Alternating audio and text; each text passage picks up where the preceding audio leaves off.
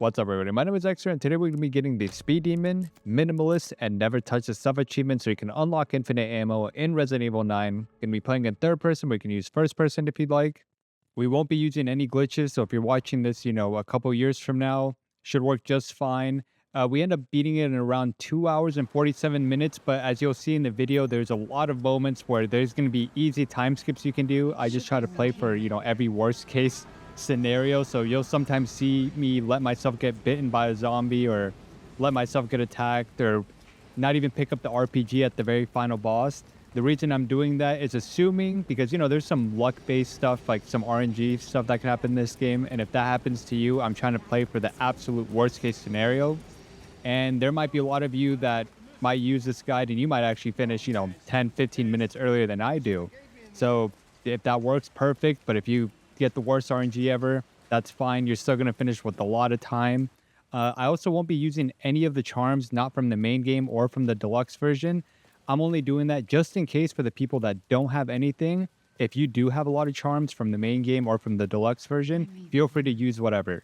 Anything that makes the experience a lot easier because, we're getting 3 achievements, and even if we're playing on casual, it can still be pretty intimidating because you have to go with no healing, no crafting with Grace's blood vial thing, and then you have to beat it in under 4 hours, which we're going to do all of them really easily, but if you want to have that extra help, feel free to use the charms. We also won't be using any of the bonus weapons you get through points or anything. Again, I'm only doing that just in case you have absolutely nothing. This is assuming, though, you're playing on new game, but even if you're playing on your first run, the only extra weapon that I use that you may not have if you're doing a new run is the shotgun. But you end up getting the shotgun around the same time you fight the first boss you end up seeing here. But yeah, other than that, I mean, this could pretty much work for your first run or, your second run. I'm assuming most of you are going to be doing this on a new game plus type. I don't know exactly what to call it in this game. It's like a new game plus kind of, but not. So yeah, also if you want to use the infinite knife, anything that you want to use, feel free to use that. I'm going to be using all the basic stuff. As you're going to see, there's going to be moments where we're playing through Grace's section and we have like 3 knives or something. Although I do want to say at the very beginning for the hospital part with Grace, you want to hold off on using the damage charms because we're going to be stunning a lot of zombies versus taking them down. And the reason for that is because we don't want them to turn into crimson heads because then it becomes a giant issue with them, doing many attacks back to back. They use up a lot of your ammo. So to make this guide as consistent as possible, we're just going to be stunning zombies and running past them. There is going to be some points where we have to get grabbed whenever we're holding Emily. And that's completely fine. If you want to use a steroid to full heal yourself, you can. We only get 1. And that's actually a common misconception I want to get out the way as well. You can use steroids if you're doing a no heal run. It doesn't invalidate the run at all. Also, we won't be picking up the blood collector. If you do pick it up, just out of accident, it's no big deal, but just don't pick up any blood. You can always keep track of your challenges. If you go press start and go to challenges and go to incomplete and scroll down to, Minimalist, Never Touch the Stuff, and Speed Demon, it keeps track of everything. So in case you accidentally heal, no problem, accidents happen, just check up on it, load up your last save, and you'll be good.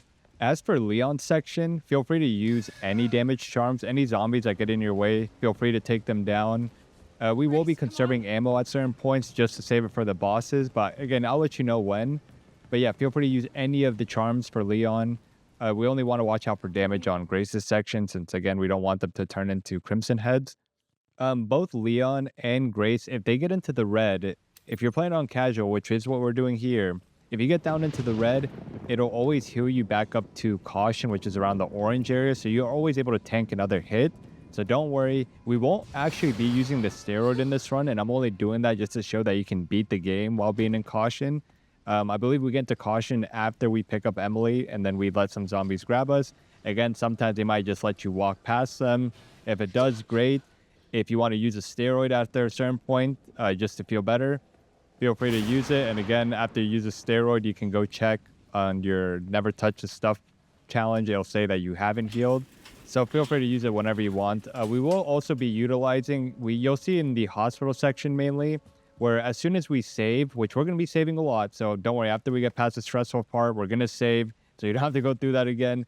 And once we save, we're always going to restart right after, only for certain areas. I'll show you whenever we want to reset the zombies' locations, we save, then just press restart, and then the zombies should be back in their original locations, or at least in a spot where it should be consistent with mine. I know this is a lot of information, especially early on, but since there's not too many ways we can, do this beginning area much differently or much faster, just want to get all that information out the way. I also want to say for Leon's section, you do get a full heal after the motorcycle part.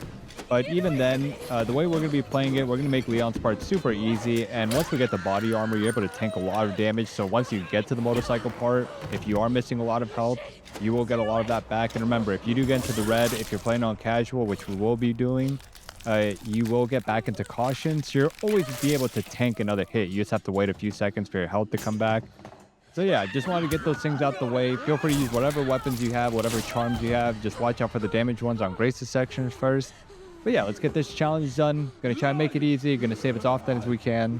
Whenever this video drops, feel free to leave a comment. I try to get to as many of them as I can, especially when it's a new video and especially for my guide videos. I know a lot of you guys are asking for my first playthrough. I was sick whenever I did it. I'll upload it through a private video, probably around sometime this week. So for those of you that are interested, I'll be doing that.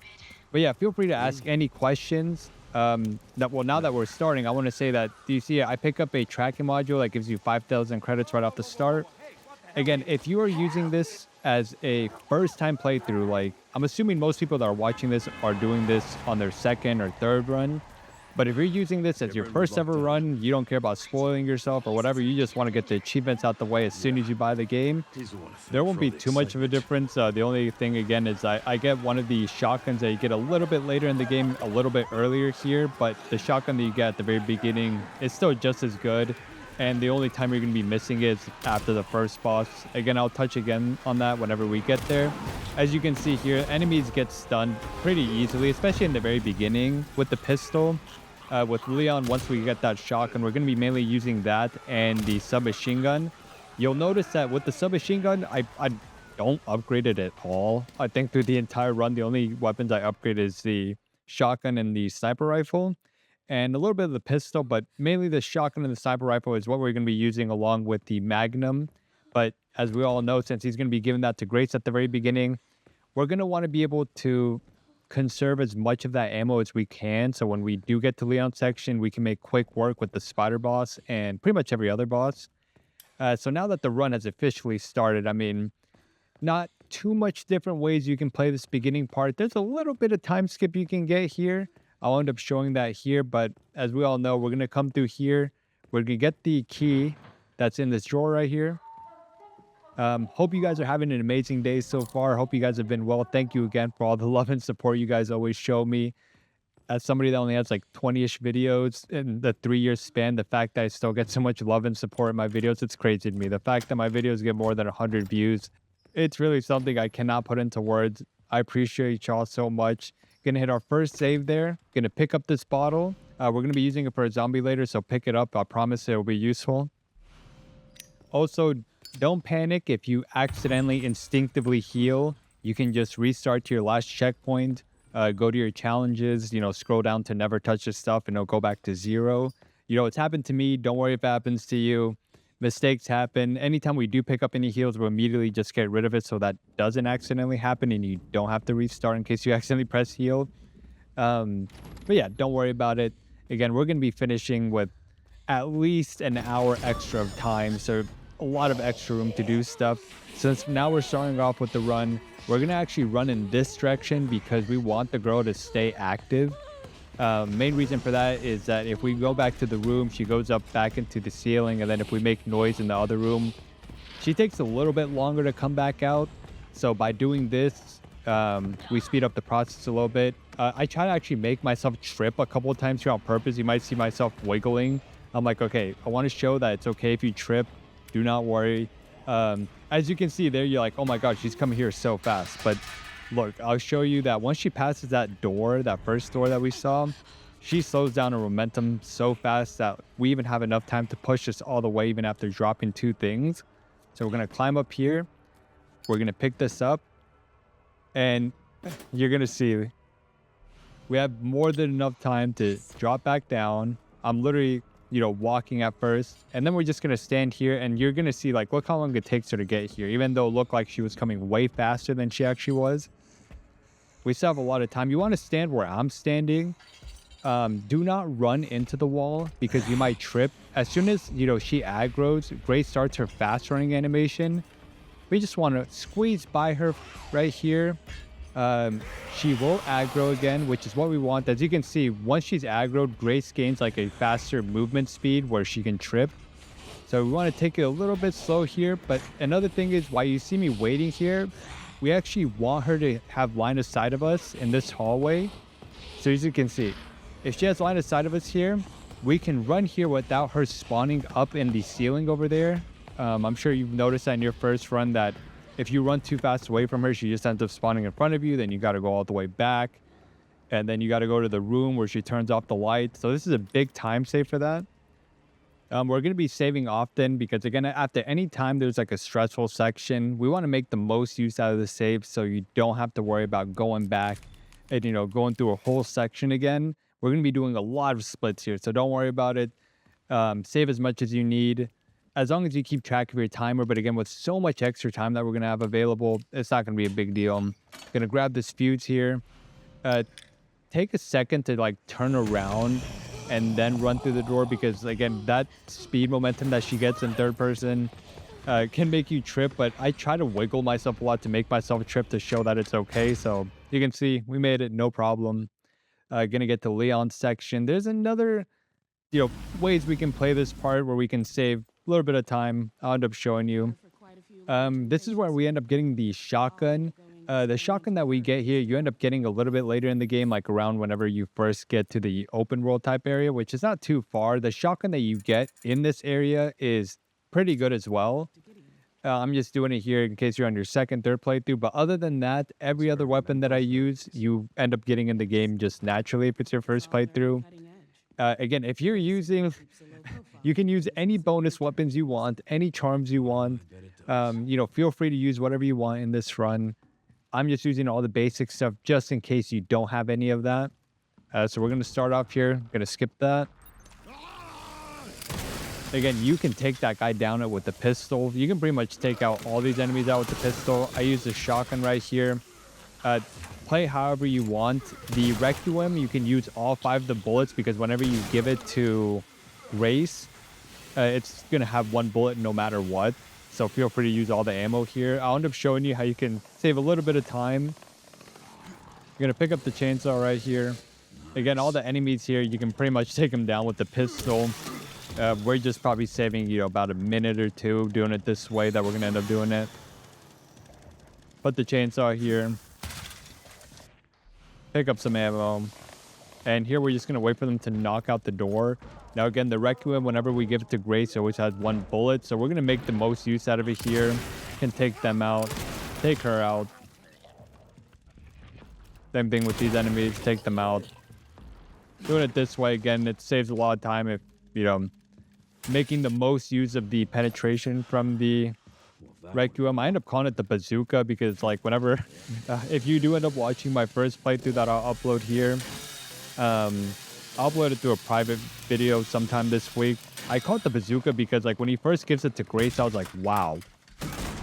It's just, like, the size of her, like, body, and I was like, what is that? And I was just laughing so much. I mean, this game, I have so much fun with it. Working on an insanity run here. It's one of those things where it definitely helps out having infinite ammo. So we're going to end up getting that here since, I feel like that's going to be the preferred way to beat it. It's the same way like in Resident Evil 4, a lot of people use the hand cannon or the Chicago sweeper. I feel like the best way to attack insanity is using all the points that you've gotten through your runs. I'll end up doing one without any bonus weapons, or not bonus weapons, infinite ammo, I mean. Definitely going to have to take a lot of finessing. And it's going to be probably just running past a lot of Zombie Simulator, but I also want to do it with no glitches in case, somebody that's watching it doesn't have to go through all that. But with all that said, this is where we're going to start actually getting into like the actual part of the run, because this is going to be actually the toughest part. I mean, we're still going to make it look easy, and it still is going to be easy. But once we get past this part, I mean, it only gets easier and easier, and you're going to end up seeing. So yeah, we're going to pick up the antique coin. Gonna come down here and get the West Wing card. So the reason that makes this part tough is that we want to save as much ammo as we can for the Requiem and just for our pistol for like parts where we really need it. We're also going to be saving a lot. So anytime we get through like a certain split, again, you're going to feel comfortable because we're going to be taking advantages of saves. You also end up seeing that we restart after we save, mainly only through Grace's sections. Not just that, but I'll show you what I mean. The main reason we're going to have to run past a lot of zombies is because they can come back as Crimson Heads. And as you guys know, that's a more dangerous variant. They're fast. They do a lot of damage. We want to avoid that as much as possible. So we're going to be stunning a lot of zombies. Our first big enemy is going to be this guy right here. We want to get his attention. Once he sees you, he always does like this force swipe attack. I normally just run to right here. I mean, it's more than enough space. But after you hear that force swing, you can just run past them. No problem. He's freaking out back there. We're just going to ignore him. This is also why we keep the bottle from the very beginning, just so we can throw it past this guy.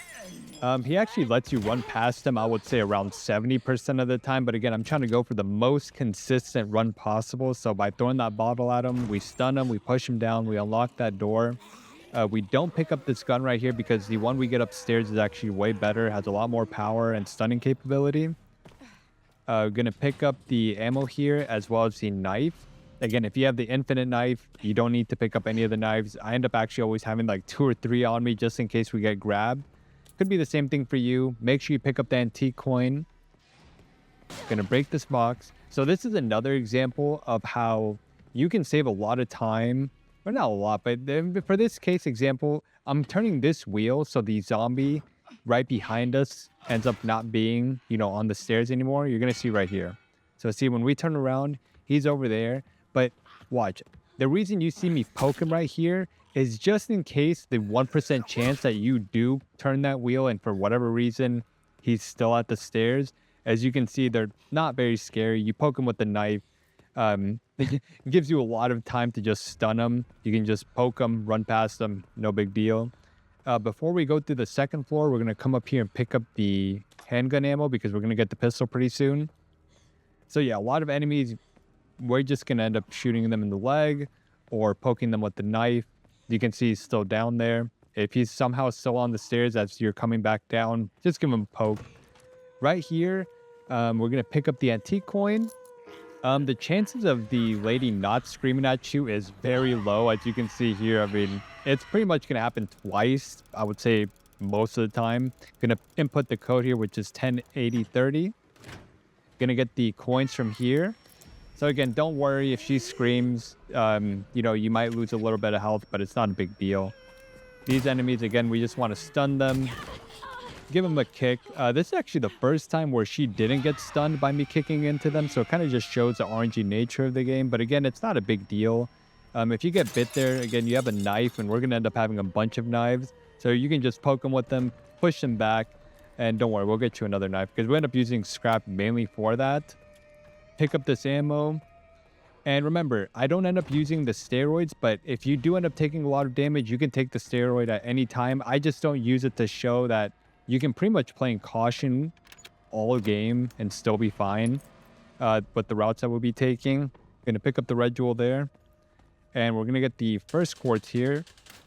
Going to put in moon, sun, star, moon. Easy peasy, get the first quartz and we're done with the first section. Again, you can use steroids and stabilizers. It doesn't count against your no healing achievement. It'll bring you to max health. So don't worry about it if you need to use it. We only don't use it because I just want to show that you can be in orange, or in this game it's called caution. If you go down to red, because you get hit a lot. If you just don't get hit for, I forget the time, it's probably like 5 seconds, you go back to caution so you can tank another hit. So that's why we're playing on casual. Take advantage of that. And right here, you can go save if you want. It'll only cost you like an extra 30 seconds probably. But here we're just running here because it feels pretty safe. Going to put in the jewel. Pick up this coin. Going to break these boxes. Get that coin, get that ammo. Get that coin from there as well. Make sure to get the key card. So we're also going to be using the 9 coins that we have so far to get the pouch so we can have extra space. Again, like when I say you can use charms, obviously don't overdo it where you don't have enough space to carry anything. Um, so we're going to pick up the pouch. We're also going to get the stabilizer here, and we're going to put in the extra coins for the steroids. Don't worry, we're going to come back and get it. So yeah, pick these 2 up. You can just immediately take the stabilizer. I believe it gives you 6.25% on average more damage, which is pretty useful. Any damage we can get is perfect. Again, here we're using up all the coins so we can have an extra slot. This guy's always going to be out here by the time you do that. So we're just going to give him a little poke with our gun and then have him aggroed, run past them. And that's pretty much the first west section done. This guy, again, if he's in your way, just shoot him in the leg, stun him. So yeah, that's pretty much one stressful part done. Got a little bit more to go, but I mean, as you can see so far, it's pretty easy. It only gets easier from here. There's going to be one section where we're going to have to tank a couple of hits, but it's for, optimizing the route as much as possible, but it's going to be no problem. So once we do that, we start off with the east section. And yeah, doing good. As you can see, I forgot to take the stabilizer, so make sure you use that so we can have as much space as we can. Again, I think you have probably enough space for 1 or 2 charms. So whichever charms you like that help out your gameplay. I mean, it'll only make the run easier, so feel free to use that. Gonna put in the code here, which is 301050. And we're only gonna be picking up 2 coins because that's all we need at this point. Or if you missed a coin, pick up however much you need. Gonna pick up the injector. We're gonna run through here. And we're only gonna be picking up scrap from this next room. Don't pick up the blood thing because we're not going to use it anyway, so don't want to waste a slot for that. Gonna pick up the scrap, gonna get out of there. This enemy, we want to shoot him in the leg and run past them. Sometimes he lets you run past him without even having to waste a bullet, but I want to have a consistent guide, so it doesn't matter that we waste a bullet on him. Same thing with this doctor, gonna stun them, gonna push them. And as you can see right now, we haven't really even had any danger. There's also a coin on that table in case you need it, but at this point you should have enough. The reason we don't save here yet is because, again, we haven't really been in danger. And if you save there, it's actually going to spawn the zombies outside that door, like around right here where I'm pointing. Yeah, there. We don't want that to happen. And again, since it's only been like 2 minutes since our last save, it's a lot easier to just stun them and run past them again. As you can see, I mean, we're having no problem stunning them and giving them a kick. Gonna run through here. There's another coin there. Again, you most likely won't need it if you've been following along. Don't need the herb. These cases always have different items. So, sometimes you might see 2, handgun ammos. If that works out for you, awesome. In that case, obviously we don't want to get herbs, but it's going to happen no matter what. Here, you can actually save if you want to. He's mad. We're just going to run past him. But yeah, we're only coming over here just to pick up the steroid. So you should have more than enough. Again, we won't end up using it, but there's no problem if you do. I just want to show that it's completely beatable when you're in caution. I believe we're still in the fine right now since we've only been hit once. So yeah, don't worry. Pick up the steroid. Gonna come through here. Run past him. Go through here. And don't worry, we're gonna save soon. So once we come through here, going to be a save room right here, and we're going to put away a knife. Since, again, we're picking up a bunch of scrap, the only thing we can really craft is knives, and I'm just using it as, like, placeholders in case you want to hold, like, charms or something. Just shows you how much extra space we have. But you do always want to keep a knife on you, just in case you get grabbed. As you can see right there, where it says, like, now is not the time for that, there is a bug currently where it'll keep doing that even if there's no enemies around, especially at the doctor's table when we get the level 2 key card. If it does do that, just, save, quit the game, and start it back up. It should fix it. It's a weird glitch or, weird bug. I'm not sure, but I'm sure it'll get fixed at some point. But if you do see that and it doesn't go away, just quit the game and start back up, and it should go away. So we're going to run through here, pick up the box. Gonna turn it around. Gonna flip that. Put that in the middle. Put 5, 2. Bring that back down.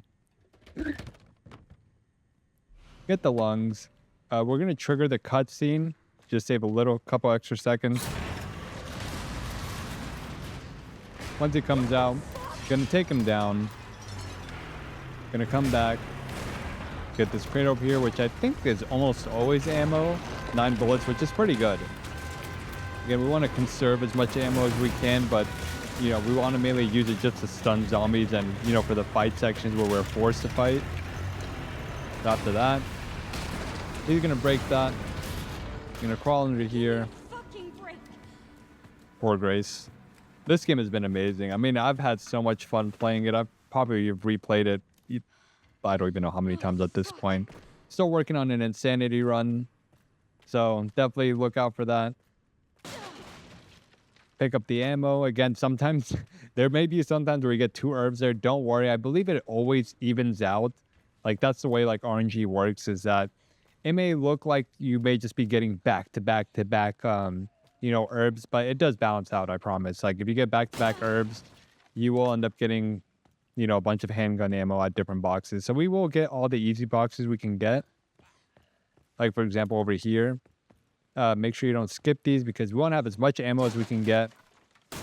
There's another scrap right here. So again, the only thing we can really craft the scrap is knives, which I mean, we'll always take. Never say no to knives. Also, you can pick up that bottle if you'd like. They're really good at stunning zombies whenever you throw it at them, but you could also, you know, save it in the box if you'd like.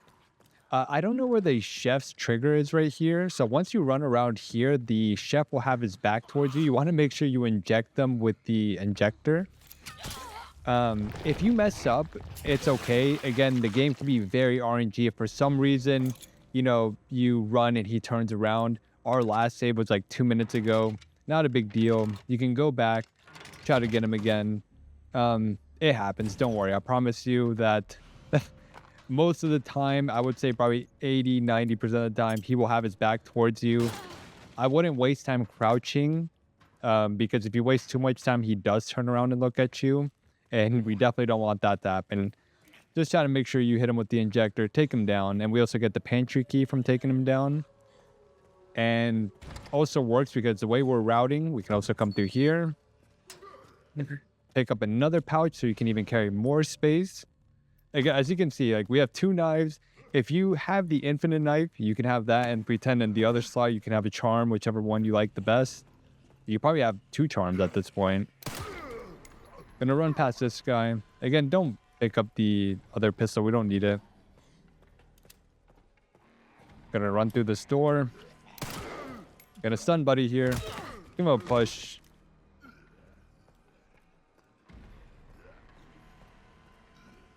And yeah, you can also save if you'd like. We're just coming through here to get the pantry items.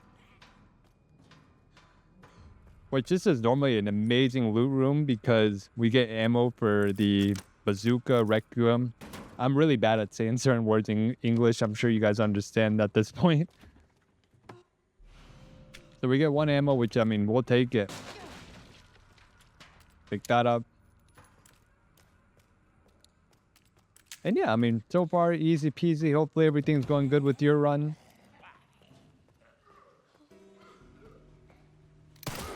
Gonna stun him. You give him a push if you like. I think it's funny whenever you give him a push. Like, excuse me, sir. And yeah. Another split done. Oh, see, another thing. See right here, there's no enemies around and it's saying now's not the time for that. This was a bug that kept affecting me. So I ended up saving and closing up the game and starting it back up. Ended up fixing it. So if that happens to you, don't worry. Just restart the game and it should fix it. But with that, got another save down. Gonna head into the east wing. Gonna implant the heart and the lungs. One thing to be careful with this doctor.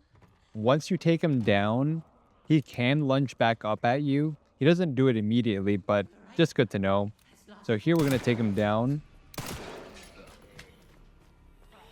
Going to immediately implant the lungs and then the heart. And I also like to run behind them. So like as you can see, I don't want the doctor to lunge back at me. So if you shoot him like 4 times, it normally takes him down. We're going to also take down these enemies right here. One of them for sure is going to come back as a blister head, but don't worry. We can run past them later. This is also why whenever we save, we restart. So whenever they do come back up, they go back in their original positions. You'll see what I mean when we do it. So after we pick that up, gonna stun this guy, give him a push. Same thing with her. Gonna stun her. Give her the bonk against the wall. Gonna come in here. Gonna pick up the ammo, the scrap, and then the magnum ammo. Big boy's gonna be here, but if you're following along, he should be like this right now. As you can see, when you walk behind him, he just completely ignores you while he's making his weird sounds. Gonna come over here. And as you can see, we have 3 magnum ammo right now, which is good. Gonna break this, pick up more ammo. Again, don't worry if you're getting a bunch of herbs. It should even out in the end. Gonna pick that up. Do this. You can also pick up the pistol ammo that's right behind me by the whiteboard. I do end up getting it. I just don't think I saw it originally when I was walking through there. Pick up that scrap. These enemies right here, as you can see, we're not going to waste the Racoon ammo on them because if we do, they're going to come back as blister heads, and we want to avoid, you know, going against the Crimson Heads as much as we can because they're just a waste of ammo. They have their, like, triple swipe thing that they be doing. This enemy, as you can see, when he's at that light, when you walk behind him like that, it's almost always free to run past them. As you can see, this guy's turning into a Crimson Head. The doctor's coming back up. You can stun him if you want to. If it makes you more comfortable, just do that. Again, don't worry. And as you can see, I mean, she's outside. I mean, the zombies are all over the place there. I mean, it's completely, at this point, it'd be a nightmare to go through there. So that's why, again, we're going to save. And then we're going to restart immediately after we save so we can reset their positions. But before we do that, we're just going to get Emily first. You know, just to save a couple of seconds in case after you save, if you mess up and you have to restart, you don't have to go through this whole thing again. So once you do that, I forgot to sit her down on the couch, but you can do that right after you save as well. So once we do that, remember, as soon as you save, after that, restart to your last checkpoint, which should be when you saved right there. And then it should reset the zombies. And that's how we make this run as consistent as possible. So it's, you know, consistent for every person that watches this. As you can see, she's back in there. She's in the middle. The other guy's doing his thing over there. He doesn't like noise, but we're making as much noise as we can. Keep him busy. And here we're going to end up getting the second quartz. So again, trying to do the most optimized route. As you can see, do you see how these guys are here? That's why when originally we first ran through here, we didn't save. Because if you save in that room, as soon as you walk out, they're going to be there. Then you have to knock them down and stuff like that. And it's a lot easier just to do it the way we did it. Going to get that scrap. I mean, at this point, we've picked up pretty much, I think, every scrap we can get so far. This is where we need to make sure we crouch here. When you crouch here, you don't get stunned by the scream. As soon as she screams, you can stand back up, run past them, try to stun her, give her a push, pick up the corrosive. And again, this part might be a little RNG. What you see here might be a little bit different in yours, or it might be exactly the same. Depends on the zombies and what they get stuck on. But again, our last save was not even like 2 minutes ago, probably less than that. So worst case scenario, if you just get attacked and bonked and all that, you can just reset, try it again, and we just breeze right through this. And at this point, now we can save. Because now it doesn't matter too much if they spawn outside. Because having them spawn outside when Big Boy's out there, that's when it becomes this whole mess. Also, funny enough, when you route it this way, it skips the cutscene completely. That's probably because we've already opened up the second door for the key card. Gonna put in the code here, which is star, sun, moon, sun. I end up picking up the notebook here. You don't have to do that. It's just a waste of a spot at this point. I was like, oh no. So again, by not picking it up, you save another 5-10 seconds. And I'm like, oh my God, I have to read through this thing.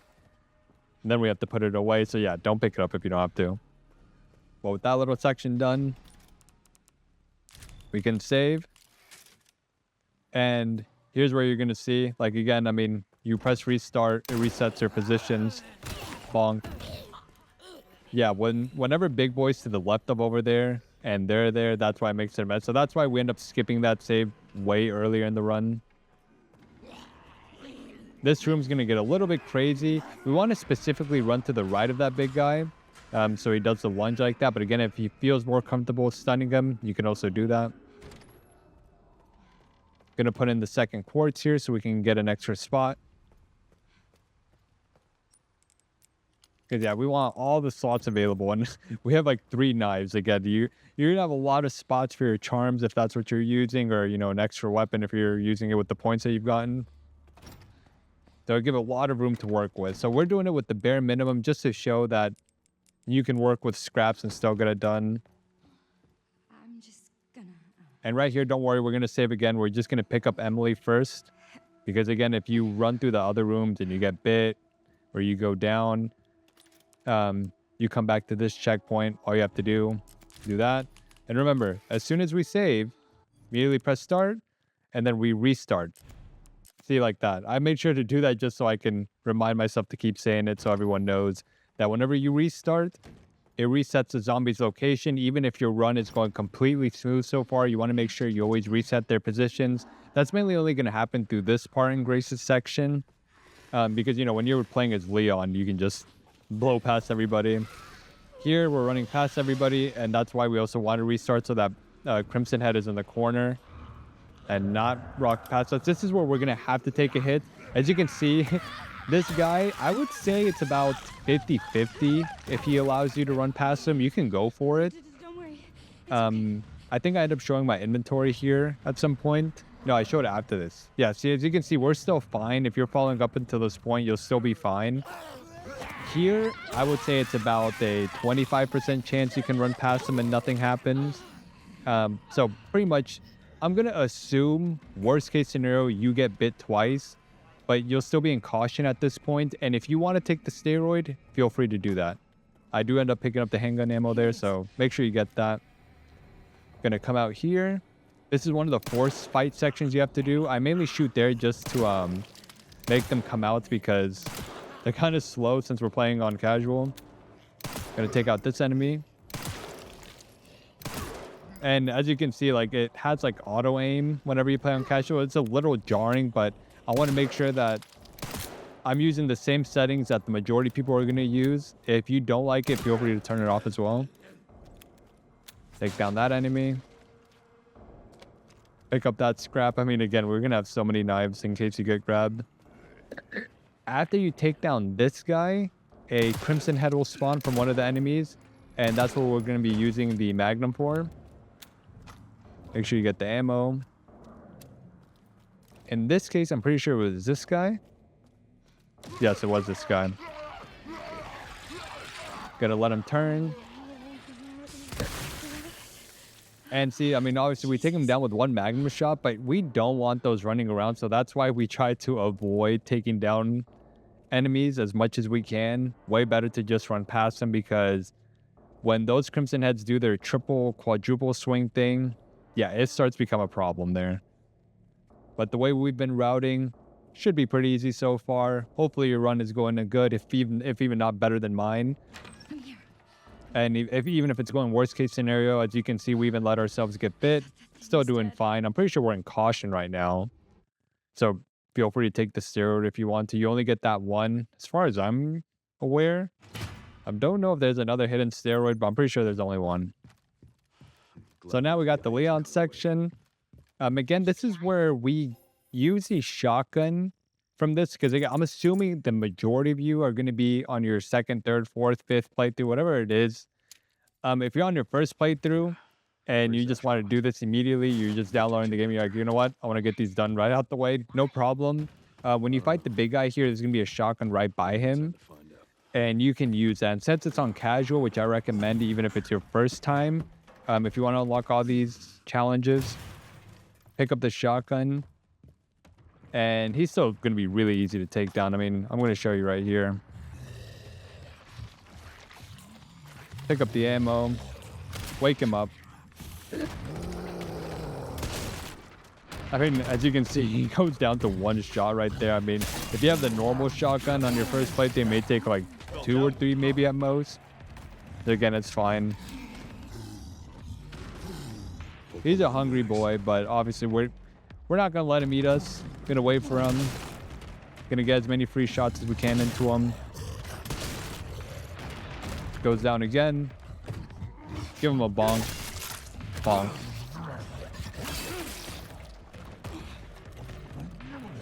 I think this is where he starts kind of like swimming. Yeah.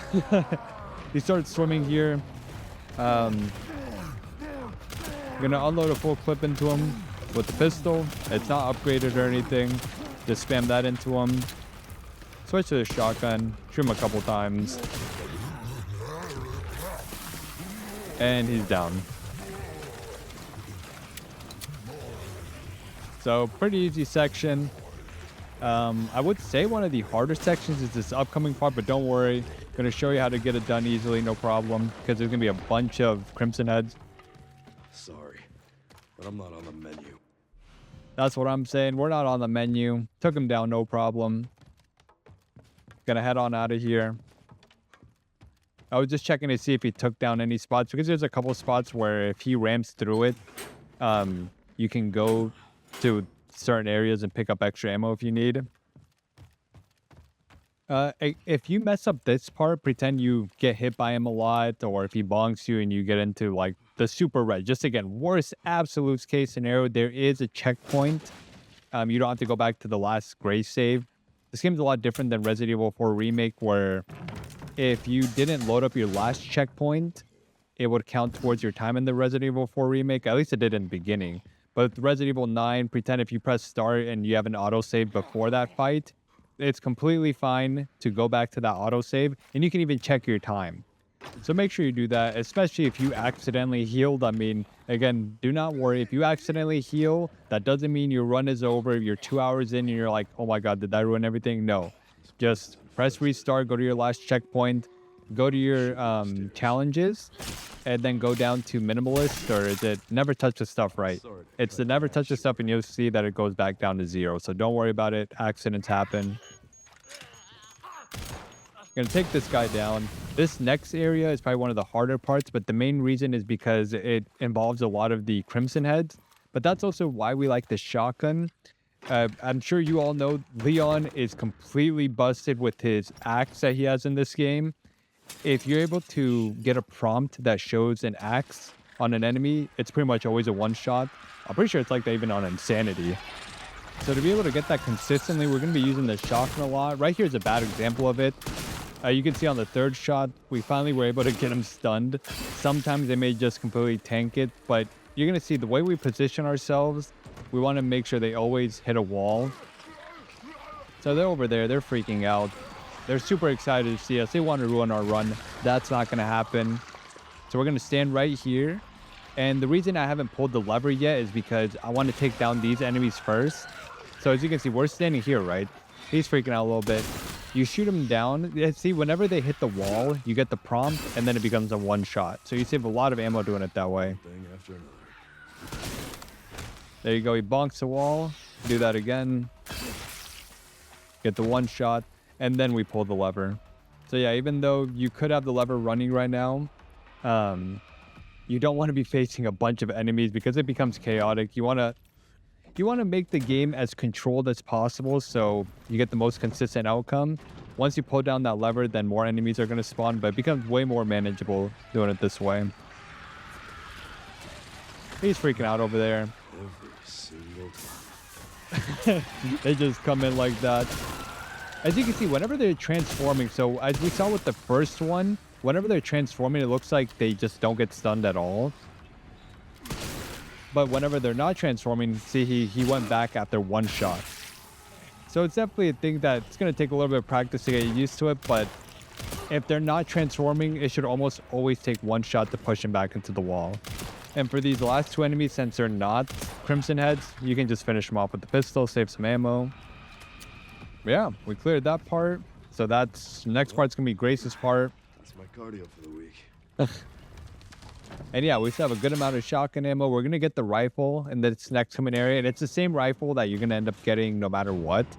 So again, at this point forward, if this is your first playthrough, it should pretty much be the same. And if it's your second, third, fourth playthrough, again, I want to just iterate. Feel free to use whatever you want. Obviously, within reason where you don't fill up all your space. I mean, I don't know if you can, if you have like 7 charms, obviously you don't want to fill up all your space with that. But yeah, feel free to use your favorite charm, probably like 1, 2, or 3, depending on how much space we have with Grace.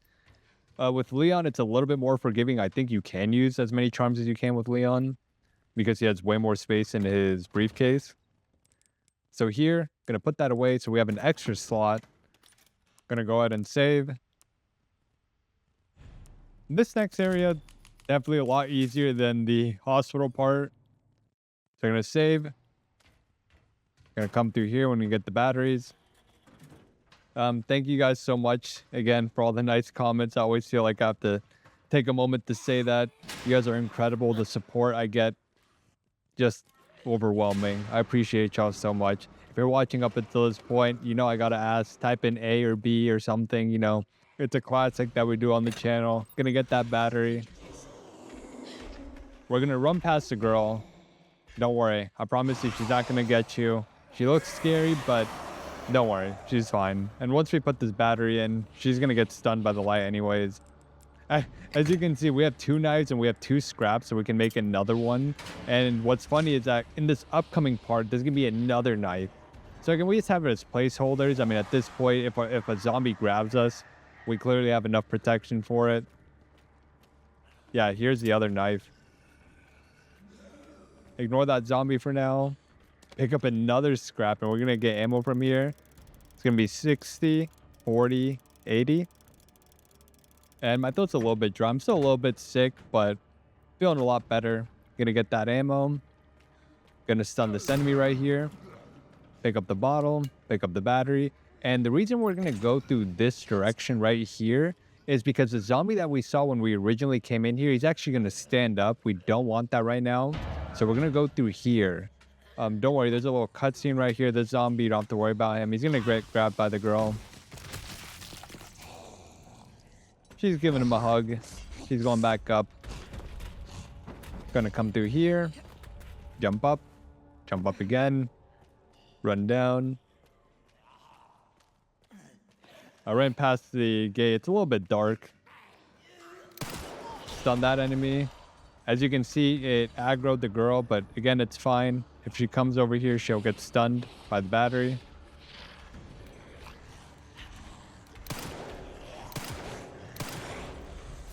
Make sure we shoot him in the leg. Because if you shoot him in the head, sometimes they'll go down way faster than you expect. And if you don't get a crit, which, you know, pops their head, they can come back as a Crimson Head, and we really do not want to deal with those. We want to minimize that as much as possible so the run goes as smooth as possible. Gonna put that first battery here. Get the recipe for the Molotov cocktail, which I don't even know why I picked up because you can't make it without blood anyways. Gonna get the scrap. Right, and we can make, yeah, another knife. So I think we have 5 on us right now. So clearly we have a lot of space. You know, if you lose a knife because a zombie attacked you, remember, feel free to use it. As you can see, we're gonna have a lot, so we can donate a lot of knives to the zombies in case they grab us. Yeah, we have 5 on us, and we have I don't know how many in storage. So if you haven't used Infinite Knife yet and you do have it, it works as a regular knife. It just never breaks. But if you do get stunned by a zombie and you have to use it on them, it gets stuck in them until you take them down. So definitely would not use that if you have other knives. We took another save there because we're gonna go get the wrench, or I'm not sure what the tool is called, but we're gonna go over here, and since the girl's gonna spawn, gonna hit that save and don't want to risk it just in case you get grabbed or you take damage. So we're gonna put the battery there. We're gonna push the box. And yeah, over here, we're actually going to take a shot at the girl with our normal pistol because we actually want to aggro her, save another, 20, 30 seconds because she normally does an animation where she's eating one of the zombies. We're not going to wait for that, so we're going to try to get her attention as soon as possible.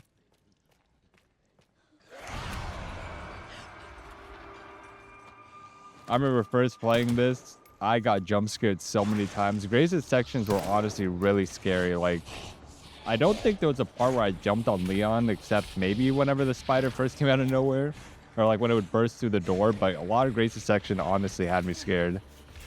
So yeah, we get her attention, walk around in a circle, pass by her, grab the battery.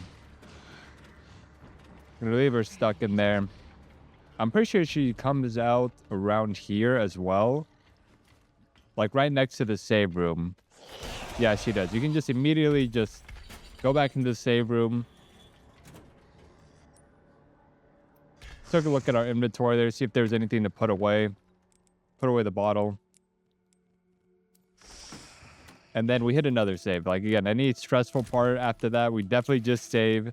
Even if you do press restart here, she's still going to spawn outside. So, unfortunately, we can't really reset her location by restarting, but it doesn't take that long for her to walk away. We give her a few seconds. Carefully. Carefully. Yeah, we're good.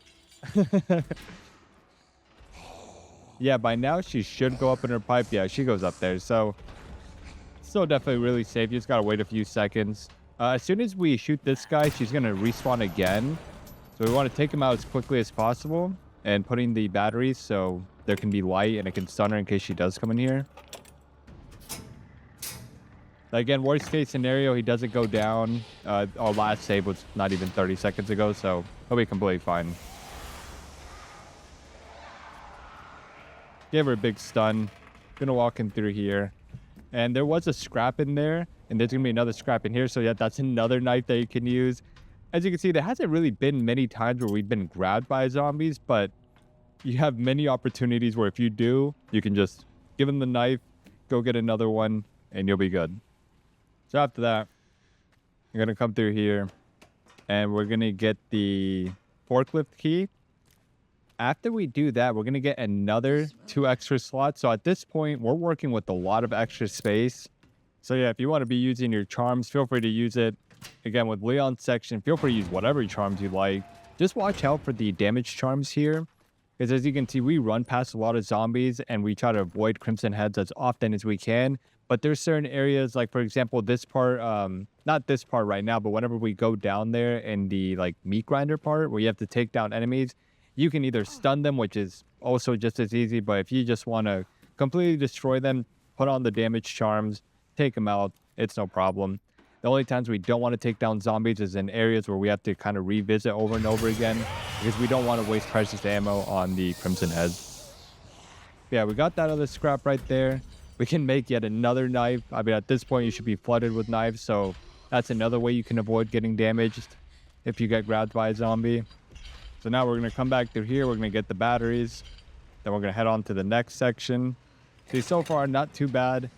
We haven't had to waste very much ammo at all, especially with the Magnum. This guy's going to be blocking the door. Shooting at him will sometimes aggro the girl, which again, if you take him down fast enough, you put in the battery, she should get stunned back there. I do believe she's always meant to be spawned through here. So if she does spawn here, we're going to be using a Magnum shot so we save some time. You can save before this if you'd like to, but it'll be really easy. You shoot her once, take her down. We're also going to take down this enemy so we can get to the next area. Don't worry, I know it looks like she's walking towards you, but she's just going to walk upwards, so you're safe.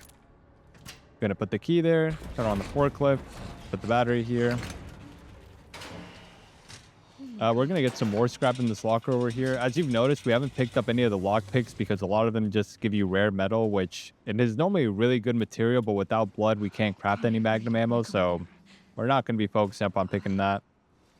An enemy should always drop here, and you can just take him down because we won't be revisiting through here. So feel free to take him down. There's no worries about him turning into a crimson head. I'm going to move this over here. Also, don't worry if you get grabbed by these zombies. They don't do any damage to you. If they do, it's laughably negligible. Like, I would say probably does maybe like very tiny amount of health. I believe I get grabbed twice and it doesn't change my health at all. So it's okay. So yeah, I think I get grabbed again. Again, they just want to give you a hug. They want to wish you luck on your run. We're going to get these challenges done. But obviously, they can't hold on to us forever. We got to get our run done. There's another knife over here. So yeah, we get to grab another one. So yeah, see, I've been grabbed 3 times in probably the span of like 30 seconds, and it doesn't move your health at all. So don't worry about it if you get grabbed. Yeah, right there, I turned around because normally another enemy drops there. I don't know why it was so delayed right there, but hey, we'll take it. But if he does get in your way, just feel free to take him down, or you can stun him and just come up the thing. And up here's another save. So we're on great pace. As you can see, I've been playing the game a lot. I mean, I've absolutely been enjoying it. Been playing Insanity. I mean, just Resident Evil games always have really good replay value. So with that said, gonna turn this wheel and we're gonna do this next fight area. You don't have to take down any of the zombies. You can just stun them and push them into the grinder, I think it's called. I'm not sure what that thing is called, but yeah, you can just push them in there. So yeah, we're on a great pace, and this is one of the parts of the game where you do have to take on fights, but technically we just have to stun them and push them into the grinder. So you don't have to waste a bunch of ammo. Like, I would actually recommend not, just completely blasting through them unless you have the damage charms. At this point, for this fight, yes, you can use damage charms because we just want to focus pushing them in there. But as you can see, we can just stun them and push them in there, and it's completely fine. And if you do get damaged here, or if you get taken down, remember, we just saved. It's no big deal. We're going to make it through this. As you can see, we have a lot of ammo. That's also why we focus on stunning way more, since we're playing on casual, they have really easy stunning. Yeah, so if you get grabbed, for example, right here, and then you get into the red, remember, you can always get back into caution. I'm pretty sure we're still in caution after being grabbed with Emily. And if you haven't used a steroid and you just want to feel completely 100% full health, feel free to do that as well. It doesn't negate the run. And again, always keep tabs of your challenge. If you press start and go to challenges and incompleted, just look at the challenges for Minimalist, Speed Demon, and Never Touch the Stuff, and you'll see that they should all say 0. And for Speed Demon, I mean, it should be really early on still. Should be very good on time. Give him a push in there. Yeah, this part is not too bad.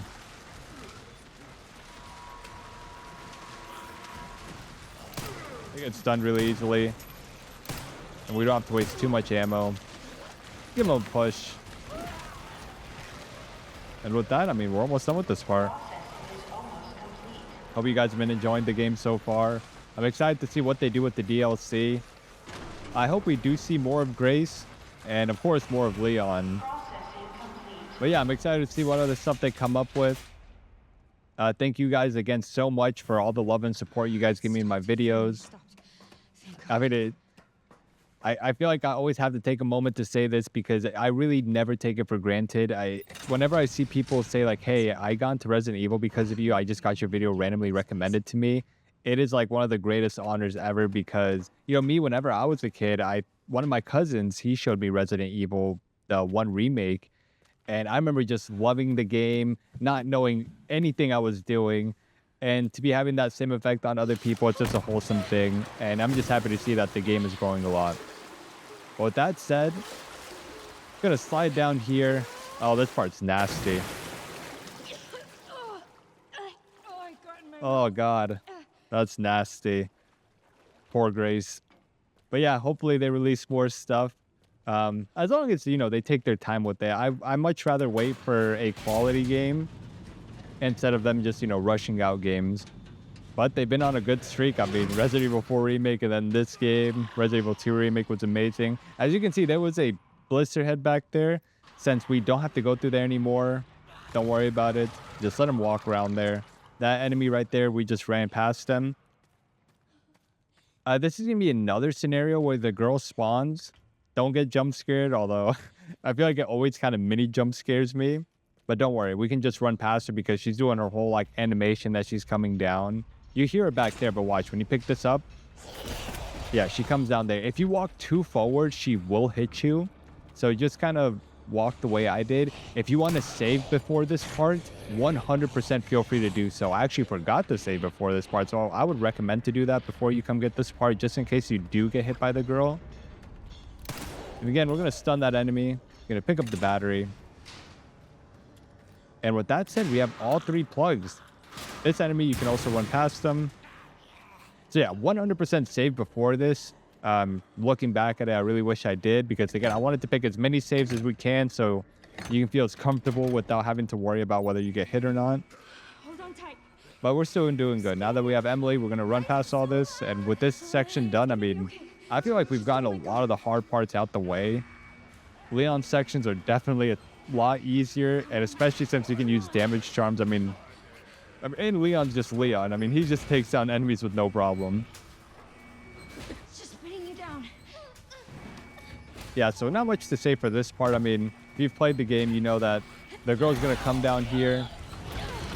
It's a very tense scene. I mean, I feel like, how many of us thought that she actually would lose her leg at this next summon area? Because I remember whenever I first played it, I was just like, there's no way. There's no way. I thought, I was thinking so many things. I was like, I can't believe that's going to happen.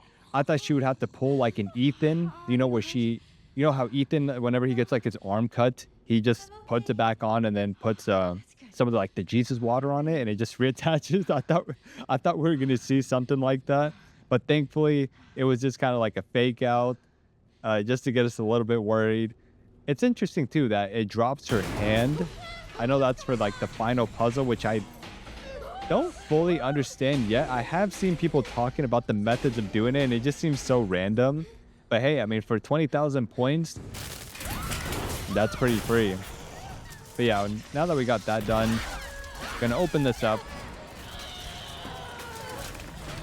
And we're going to get Emily out of here. As you can see, she hit me right there. Yeah, I'm still in caution.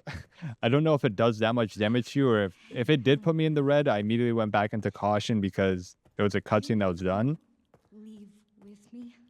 And again, I mean, when we get to the box over here, you can use a steroid if you want to. Feel free to use the one steroid whenever you want to. It doesn't invalidate the run. I feel like I have to keep saying that because there's been a lot of misconceptions about it online.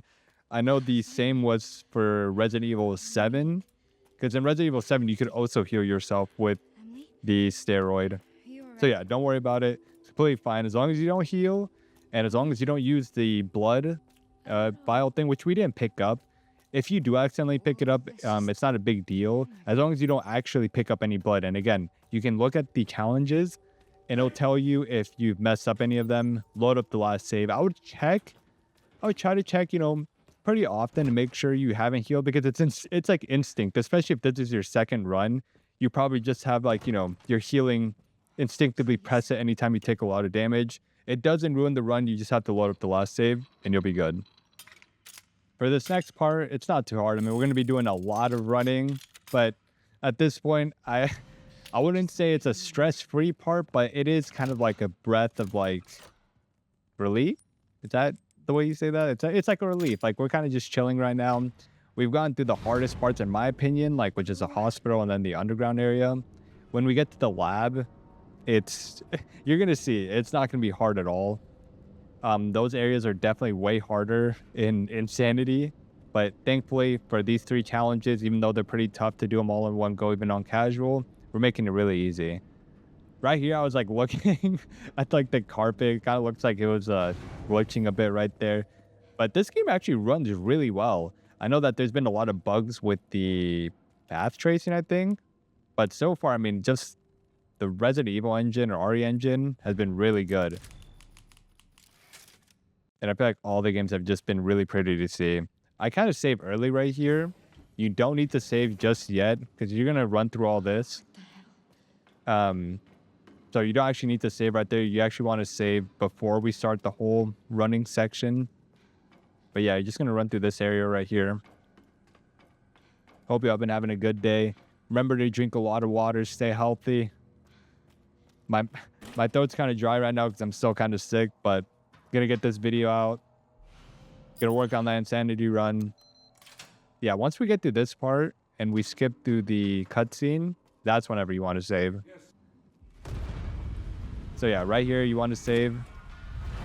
If you get hit while running away down here, it's okay. Just load up the last save, no problem. But yeah, this next part is not too hard.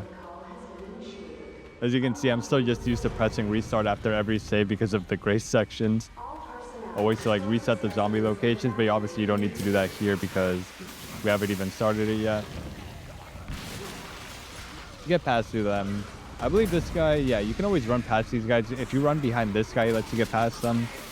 These guys, I spray them because it's kind of hit or miss whether they grab you or not. As you can see, he got really close right there, but with our last save being like 30 seconds ago, if you get grabbed and you want to do it again, I mean, you can just load up the last save. Plus, after this part, you get the extra speed boost where Grace runs really fast. And yeah, I mean, we're already like 1 hour in, and so we're on great pace because we're about to do Leon's section pretty soon. We just have this one extra Grace section to go, which is going to be really easy since we're going to be using the Magnum. I definitely recommend playing the way I play here whenever we do the girl part, because we want to save as many Magnum shots for Leon, mainly so we can use it for the spider boss and for, you know, the other bosses that we go against. Because yeah, any ammo we don't waste with Grace gets transferred over to Leon. For the Magnum specifically. Watch out for the canister right here, in case you haven't played it. Because yeah, that will do good damage on you. But yeah, no problem. Made it through that part. We will play as Leon after this. And since there's not like a little save thing for him, as soon as you start as Leon, you get an auto save. So if you do, you know, if Grace gets taken down by one of the zombies, you can just load up the last save, or I mean, it just loads up the last save for you. So don't worry, you're not missing out on time. Again, if you want to make sure, just to be sure, like pretend you go down as Leon, look at your time and then restart and then go check your time again, and you'll see that it goes back to the original one. So yeah, it'll be good.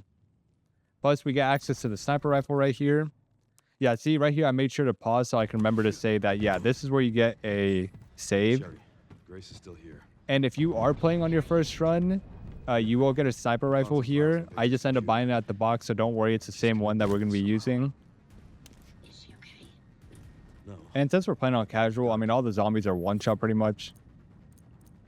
Not sure if it's the same thing on Insanity, I don't remember. But whenever I make the Insanity video, I'll make sure to let you know if that's still the case or not. We actually don't have to wait right here. We can just immediately go to the next section, pick up the ammo, pick up some more ammo. So yeah, this is the sniper rifle you'll be using if it is your first run. And yeah, all the zombies are pretty much one shot. So really easy section. Shouldn't have too much of a problem. But again, if anything goes wrong, remember, you can just press start, restart, and you can check your time. It'll go back to whatever your time was at that checkpoint. So you'll be good. Yeah, take your time shooting. Yeah, right here, I remember I missed a shot because I was just kind of spamming my click button. But if you waste a shot or two, it's completely fine. We're going to end up having a lot of rifle and shotgun ammo and magnum ammo. So we're going to pick our fights, and then, you know, other fights we're just going to run past enemies. But even then, I mean, I promise you we're going to have a lot of ammo by the end.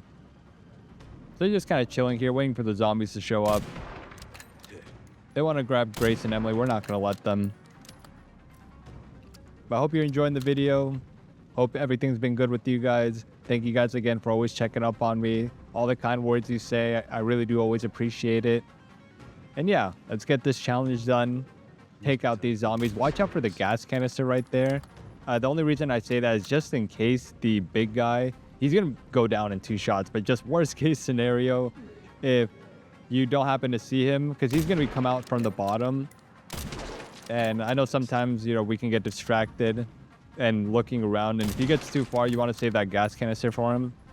Plus, also, once we drop down there as Leon, you can just use that gas canister to take down zombies with your pistol by just shooting the canister. But yeah, since this game is still so new, if you find out any cool new things, you want to leave it in the comments to help out other people, definitely do that. That's like a big thing in my other videos. A lot of people figure out all these cool new things to help people, get faster times. As long as they're not really glitches, because the thing is with glitches, it's always safe to assume they'll get patched out. So I want to make a video that is reliable even if you're watching this a few years from now, because now that my channel's a few years old, I still get people saying that they use my videos for Resident Evil 4 Remake or Resident Evil 2. And since we use no glitches, then it's able to help out people no matter, the time span or how old the video is.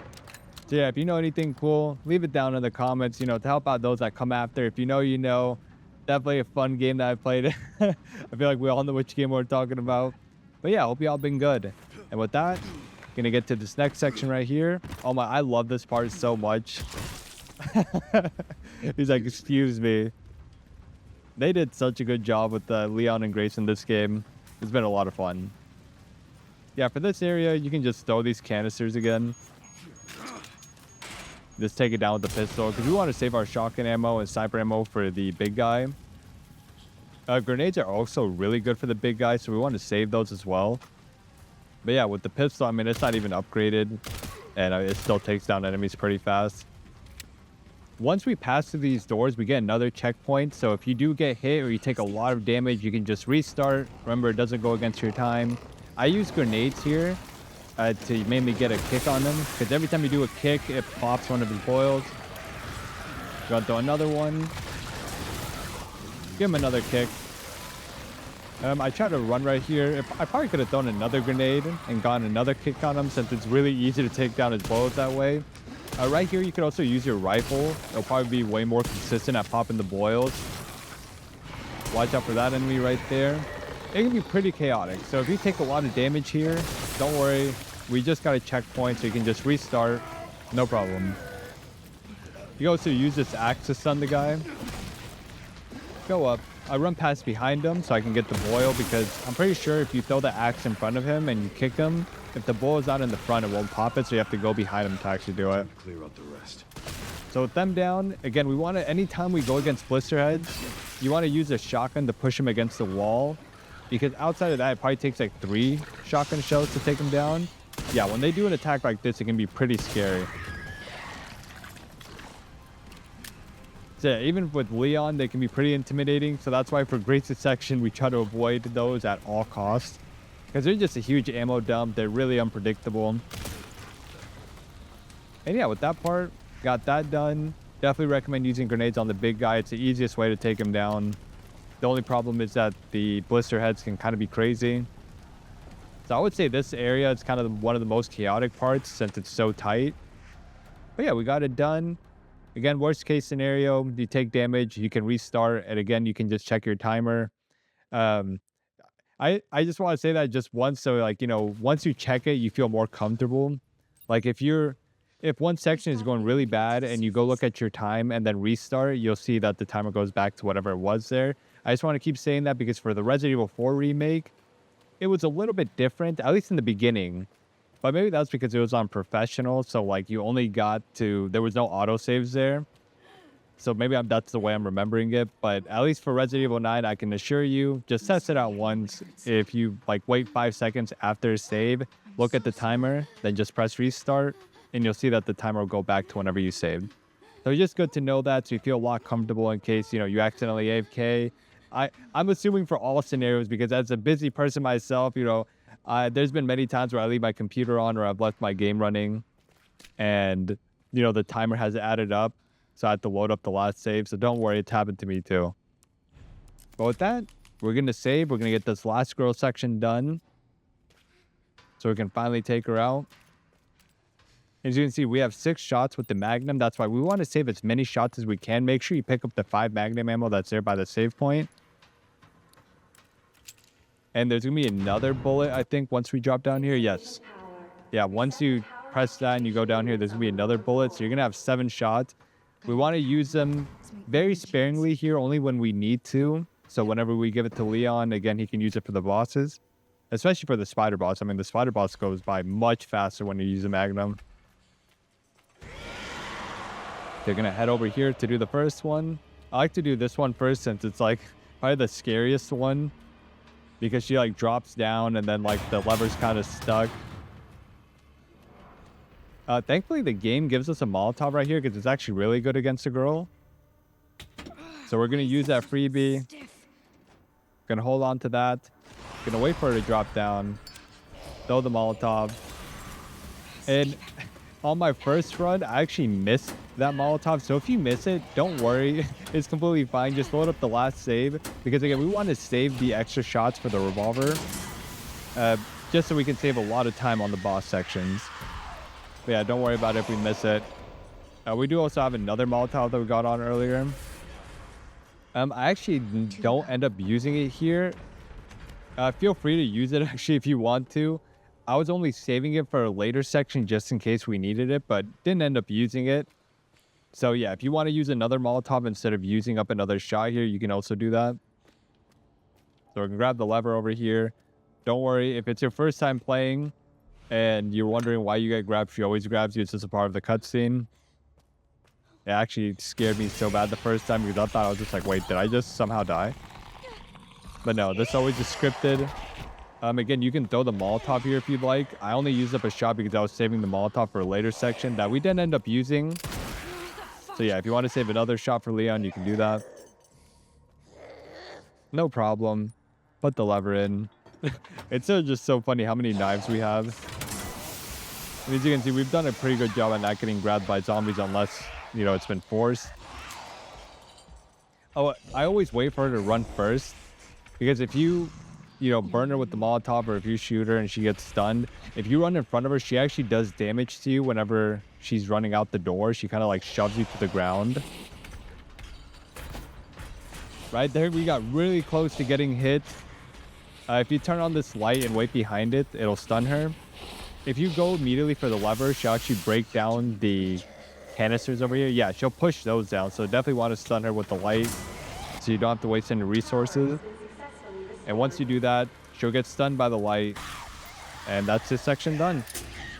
Yeah, we're doing a good job just breezing past this. I mean, all the save points that we have, they're never too far away. Again, right there, wait for her to run first before you go in front of her because she will shove you down and do damage to you. Even if you do go into the red, remember, you'll go back into caution, which is a permanent state that we're in at this point, unless you use a steroid. But yeah, just to avoid any damage that we don't need to take, just let her run past you first. She's gonna spawn here. Gonna stun her with the light. Get out of the fucking way. And here, I don't actually end up using the Magnum. You can actually use the pistol on casual. You can just use your normal pistol and just shoot her twice. And she goes down. So yeah, we don't need to waste a precious resource for that. You just can use 2 bullets. She goes down. And we're finally done with that part. For this next part, I actually don't know how many times you have to shoot her for it to like skip the cutscene. I normally don't do it, but I was like, wait, can you save time if you do it?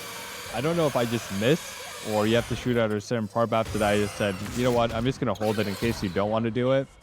The game always forces you to shoot her anyways. And I also just feel bad because I'm just like, I don't... It just reminds me of my first run. I was just like, oh, I kind of want to listen to Grace. What if we can't save her? But yeah, if you don't shoot her, I mean, it's probably like 5 seconds that you'll save. So it's not too much of a big deal. And now that we're in Leon's section, I mean, again, if you have any damage charms, feel free to slap on any of them that you want onto your guns. We're just going to be running all the basic stuff. I do buy the silencer and the gal here, which is a submachine gun. And we always buy ammo. I end up upgrading the pistol, even though I don't end up using it that much. I sell the original pistol as well. We're mainly going to focus our upgrades on the sniper rifle and the shotgun, since that's what we're going to be using a lot, as well as the submachine gun, although I don't upgrade the submachine gun at all. We mainly just use it for smaller enemies and for the final boss. Just any enemies that have like, little boils and stuff like that, or any tiny enemies, we use it on that. But yeah, our main weapons of choice are going to be the shotgun and the sniper rifle. It's like time stopped here. We also won't be picking up too much resources because we want to save a lot of time. This is like one of those parts where you can save a lot of time just doing it the way we do it. I'm sure as time goes on, there'll probably be more skips that people learn. If you do see any crazy ones, as long as it's not a glitch, Feel free to type in the comment section to let people know. But we do save a lot of time just, being very direct throughout these areas. And one big time skip actually is going against the spider boss here. That's why we want to save as much magnum ammo as we can. And we want to play it in a very certain way. You'll see what I mean. As soon as we spawn in, I'm going to grab the ammo here. I want to keep the submachine gun out because the first actual enemies we're going to be shooting at is the mini spiders. But once we go against the big spider, we're going to be using the magnum and then some shotgun shells. As soon as he comes in, don't waste any ammo. Just run all the way back here.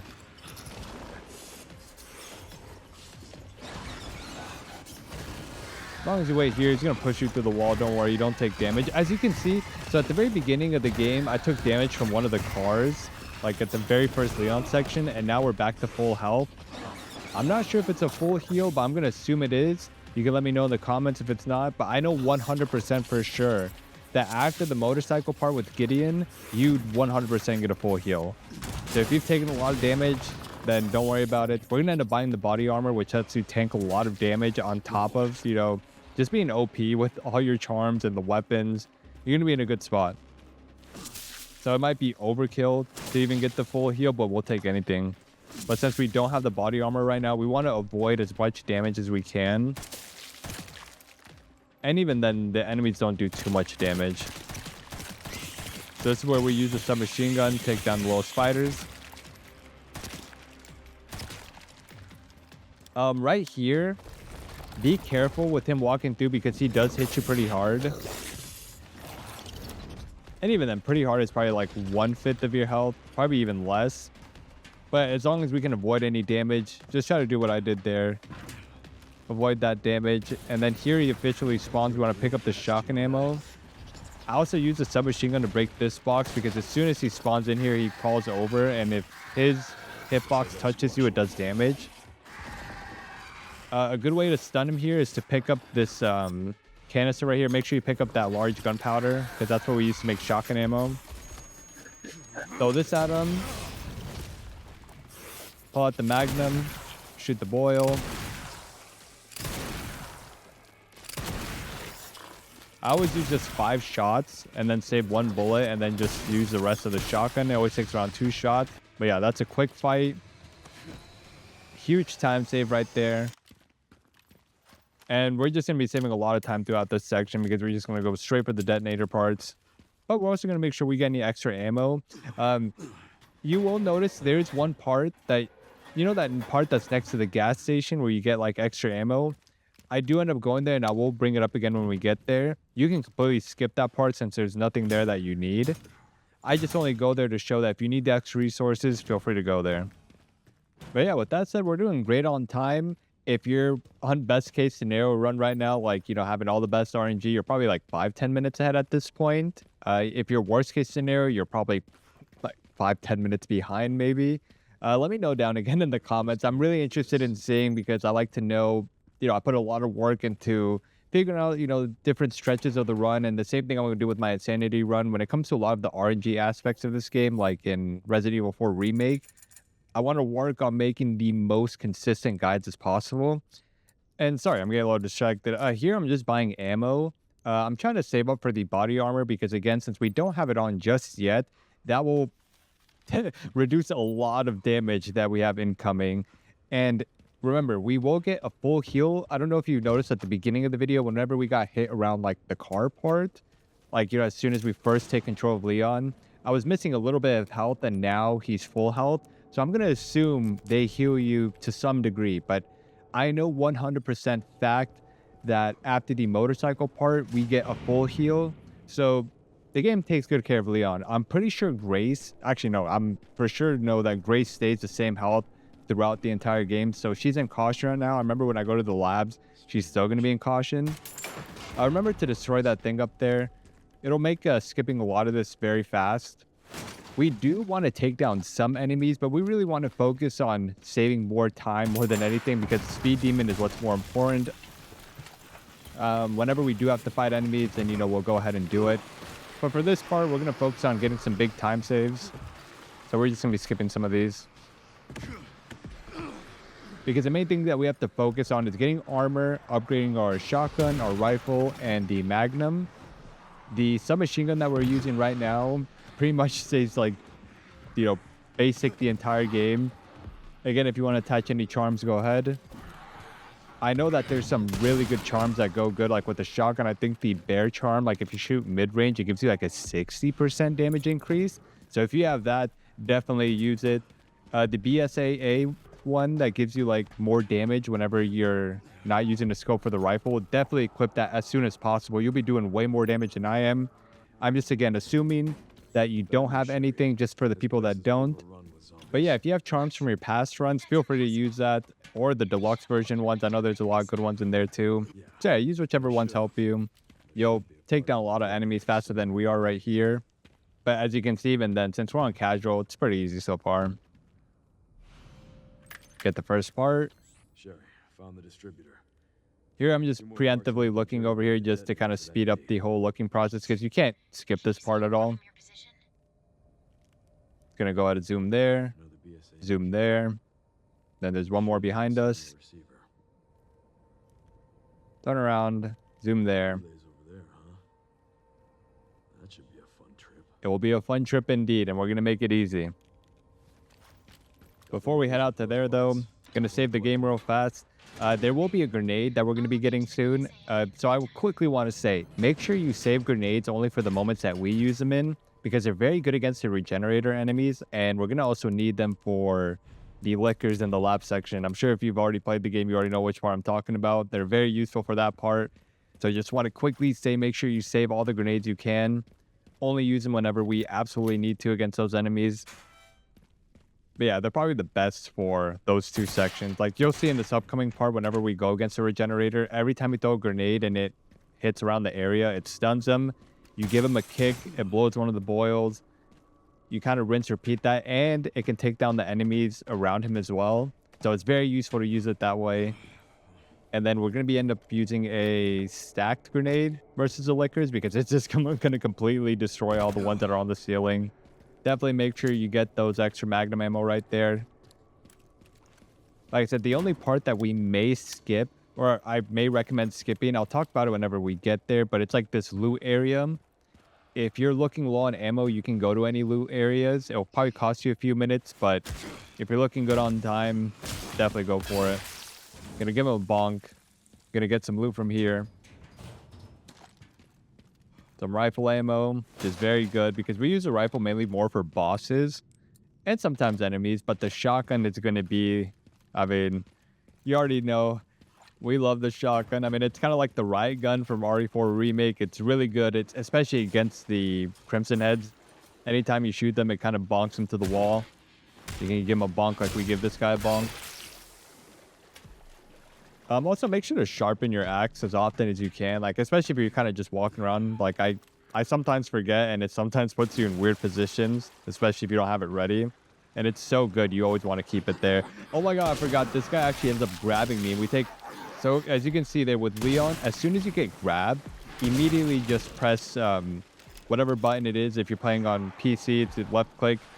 On console, just press whatever button uses the axe. And you see it, we don't take too much damage, and that's even with no armor. But again, not a big deal. Gonna get the loot over here. This is a big loot thing right here. You get shotgun shells, some credits, and a large gunpowder, which is good for making more shotgun shells.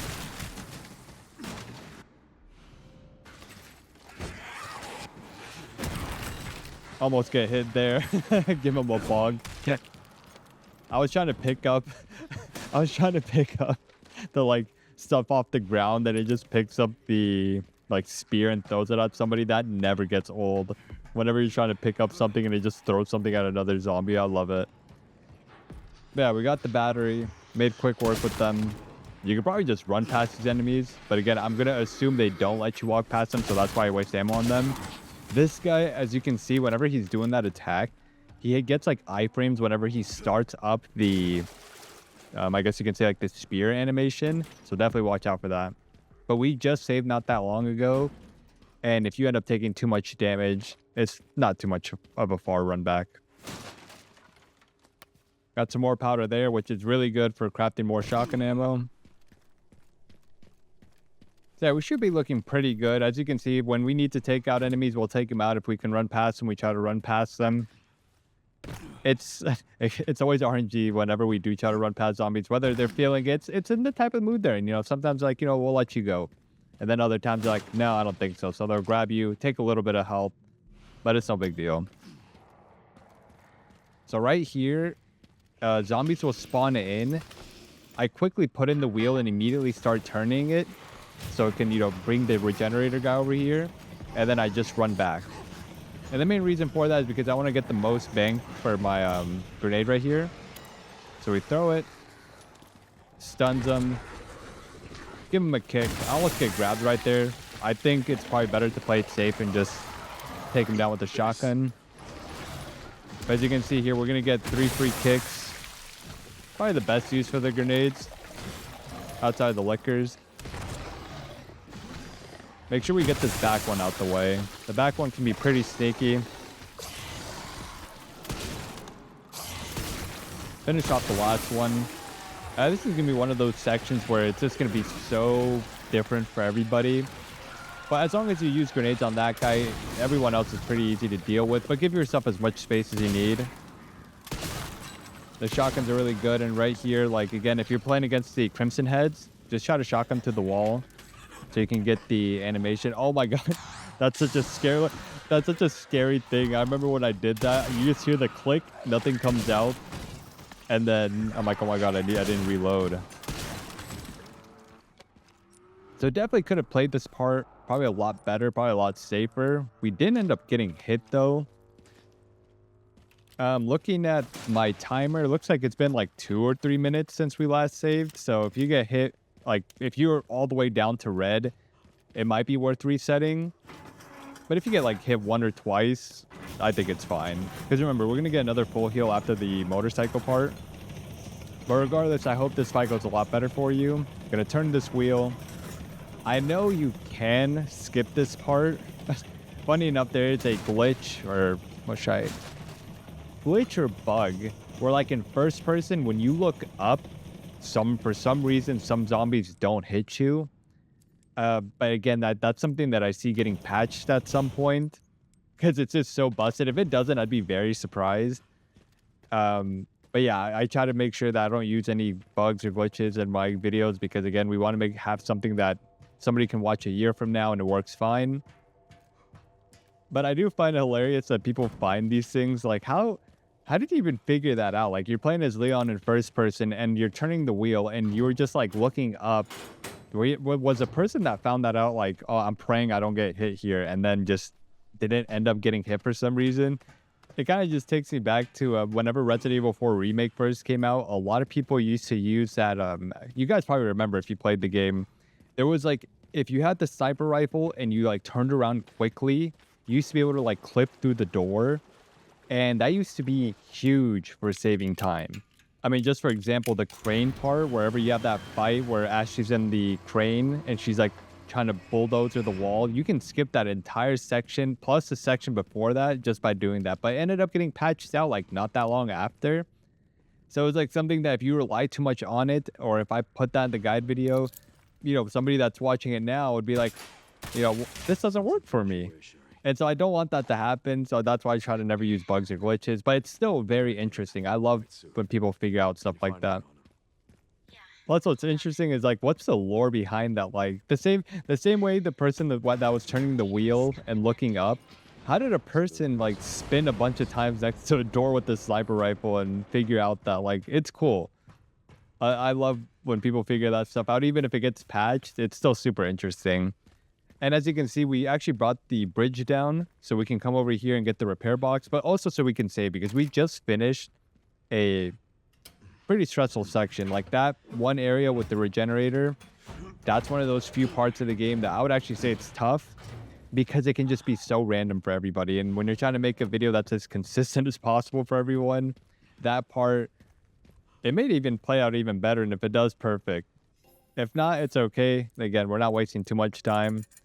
We got a bunch of credits from that, though, which we're definitely going to be using to buy more ammo and to buy the body armor, because this basically makes it to where you can tank a lot of hits. And we're also going to be upgrading the damage for the shotgun, basically maxing out the damage for it. But yeah, that's like the best thing about frequent saving is that we're never too far away. If you get hit 1 or 2 times, or if you even go down to the red, we're always like a few minutes away from the last save. So it should never be too much of a big deal, especially since, again, sometimes like you'll instinctively heal if you get hit. Remember, it's completely fine. Just load up the last checkpoint and you'll be good. And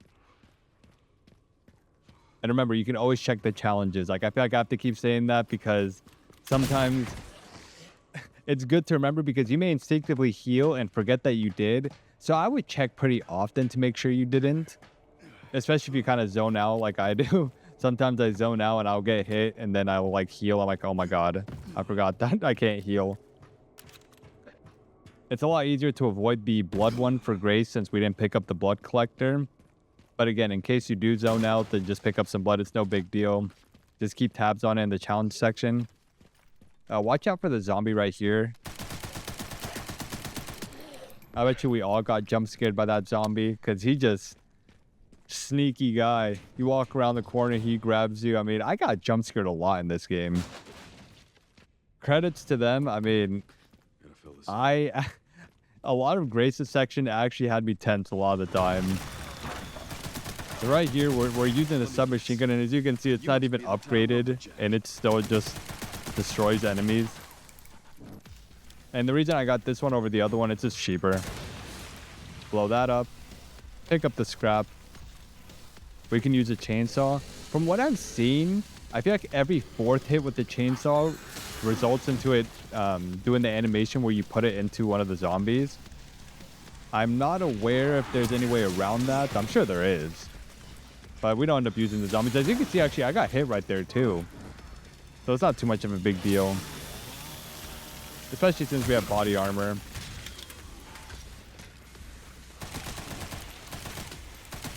Here we're just using the submachine gun because we want to save ammo on the shotgun and rifle. Like, you know, in case we really need it. And keep in mind, this is an unupgraded submachine gun and it's still putting in work. Here I'm just waiting for the chainsaw guy to come out. The reason I'm using one of the magnum shots is because he can be pretty tanky. And I want to conserve as much shotgun ammo as we can. So putting in a magnum shot does a lot.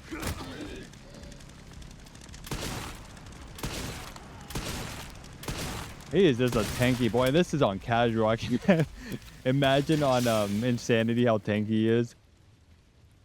Watch out for the fire here because you will take damage towards it. Better to just wait it out and pick up some loot from over here. I thought I saw something there, but guess it wasn't. Get more machine gun ammo. And we're going to get the gas. But yeah, definitely worth using one magnum shot on that guy. Definitely want to save as much shotgun as we can for when we need it. But yeah, we're breezing through this. Hopefully the fight goes well with all of you as well. And on to the next area. So yeah, at the beginning of the game, whenever I upgraded the silencer, it gives you variety. I know some people like using the pistol, some people like using the submachine gun more. Whichever one you like using more, that's going to be the main one for when we're dealing with basic zombies. And put the gas in here. But yeah, been having a lot of fun playing this game. Excited to upload more videos. I always got to take time to say I appreciate y'all. Anytime I have time, just open time, like when we're just walking around, I feel like I always just have to remind y'all that y'all are awesome. Thank you so much for the love and support. I really do appreciate y'all so much. Hope you're having a good night, good morning, whatever time it may be for you. Let's lock in, get this infinite ammo. Funny enough, right here, I didn't see this here the first time. And it's actually really important to get it because it's 2 ammo for the Magnum. But again, we want to use the Magnum only for bosses. So definitely don't want to miss out on that. Get this crate over here. Get a lot of goodies. For this upcoming area, again, we're going to just be using the submachine gun. I do believe we may use a shotgun for one of the enemies.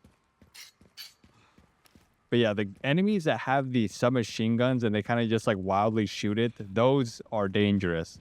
So we want to get rid of them as soon as possible. Get that guy. He's always back here. in this bottom right corner over here. Yeah, you need to watch out for this guy. Just immediately take him down. Any enemy that has a submachine gun, very dangerous. It can take down a lot of your health and destroy your body armor. There's another one right there. Like, just look at him go. Definitely want to take him down.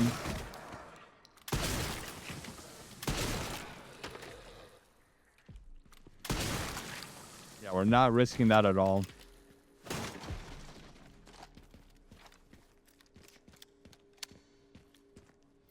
Gonna get the crank. But yeah, so far so good. As long as we take out the dangerous enemies, a lot of other enemies we can easily take out with the submachine gun. Or even with the silencer, or which is a pistol, I mean. Watch out for this enemy right here.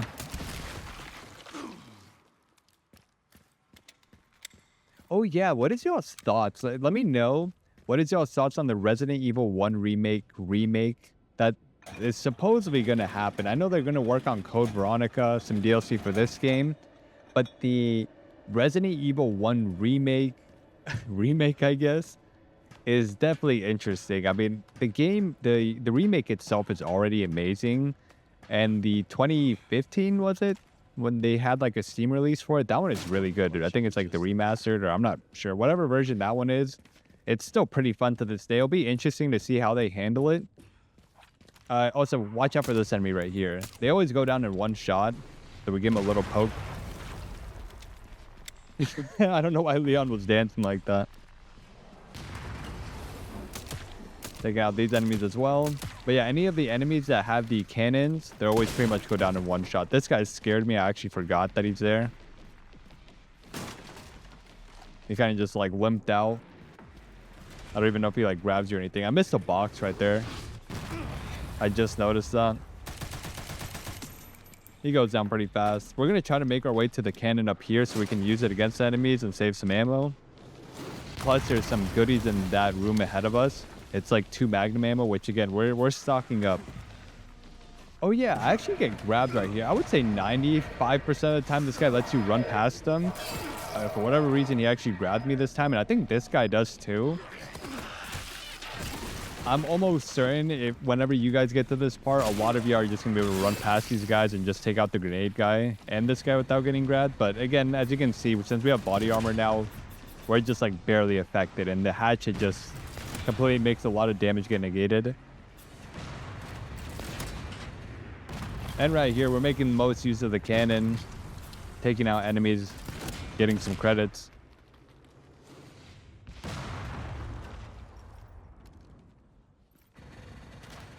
Yeah, so I see sometimes, like, so there's some of them that I don't know if they just didn't spawn in or I didn't see them, but make sure you take out all of them. Save up as much ammo as you can. And point it right here, because that's where the magnum ammo is. It can be very easy to miss. And the magnum, I mean, just against the bosses, they definitely going to want that for Gideon, because even at the end, Gideon is actually still pretty spongy. So the rifle, or not the rifle, I'm sorry, the magnum does very well against them. Gonna get the detonator. Put it together. And we just got one more spot to go to. Once you drop down here, more enemies are going to spawn. So we're just going to get this crate and head back to the cannon. So we're just farming some credits right here so we can upgrade our weapon some more. This is like another spot where if you don't need the credits, like pretend you have a lot of the charms and stuff like that and you're already doing so much damage, you can probably just run past these enemies or just shotgun them out the way if you have way more ammo than me. I'm just trying to make the most use out of the credits since we're basically using everything with nothing on it, no charms. We're upgrading it with, you know, whatever credits we can get, because we're trying to pass a lot of enemies. So we could have just farmed a lot of credits if we killed every enemy, but that would just waste so much ammo.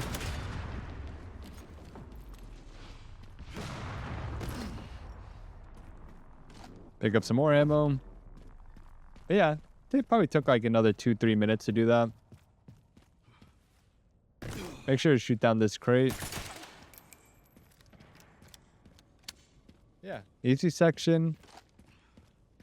Picked up a lot of ammo. Remember, this is not even an upgraded submachine gun, so it still does very well. Can only imagine with the charms, if you put on some charms on there, oof, One component you're just left. gonna destroy everybody. By the way, I found some evidence of the We are running out of space here. That's always a good thing, pressure on the but also a bad thing because we have to miss out on some loot. American branch has been moving. But yeah, looking at the timer, we're Hard to head an internal only dispute. about an hour and 15 minutes until we're done. That's all I've got. There's So been we're on good increased pace government and surveillance. oh, this is another example. So this is a part I was talking about earlier when I said, if you're looking good on ammo, you don't even need to do this part. Like we have a full case full of stuff. I could have went to go upgrade the case and just have more space for this stuff, but I didn't. But I just wanted to say, okay, even if we have no space, yeah, right here, I kind of noticed. I'm like, I have no space, but I'm still going to go through here because there's a lot of stuff here. There's a stacked grenade right here that I'll end up getting. And then there's a loot crate as well to our left. So yeah, lots of goodies right here. But we're just, you know, stacked to the brim. But again, if you're looking like me and you have much more ammo because you're using charms and stuff like that, or if you have better weapons, I mean, you can just skip this and save a couple minutes too. Because here I actually end up using ammo to take out some of these enemies. So probably, I probably end up like negative in terms of like shotgun ammo. That's kind of what I meant at the beginning of the video where I said some people may save some time, like be ahead of me by like 5-10 minutes because of this. You don't even need to do this part. If you're looking good on ammo, just ignore this part. Give her a bonk. That, I don't remember seeing that animation. That's hilarious. But we also got some credits for it, so it wasn't too much of a waste. We did, I think, end up negative in shotgun shells, but still. Got some credits in the end, but if you're looking good, remember, you can just pass that part. And since we just finished through that entire section, remember, we're never too far away from a save.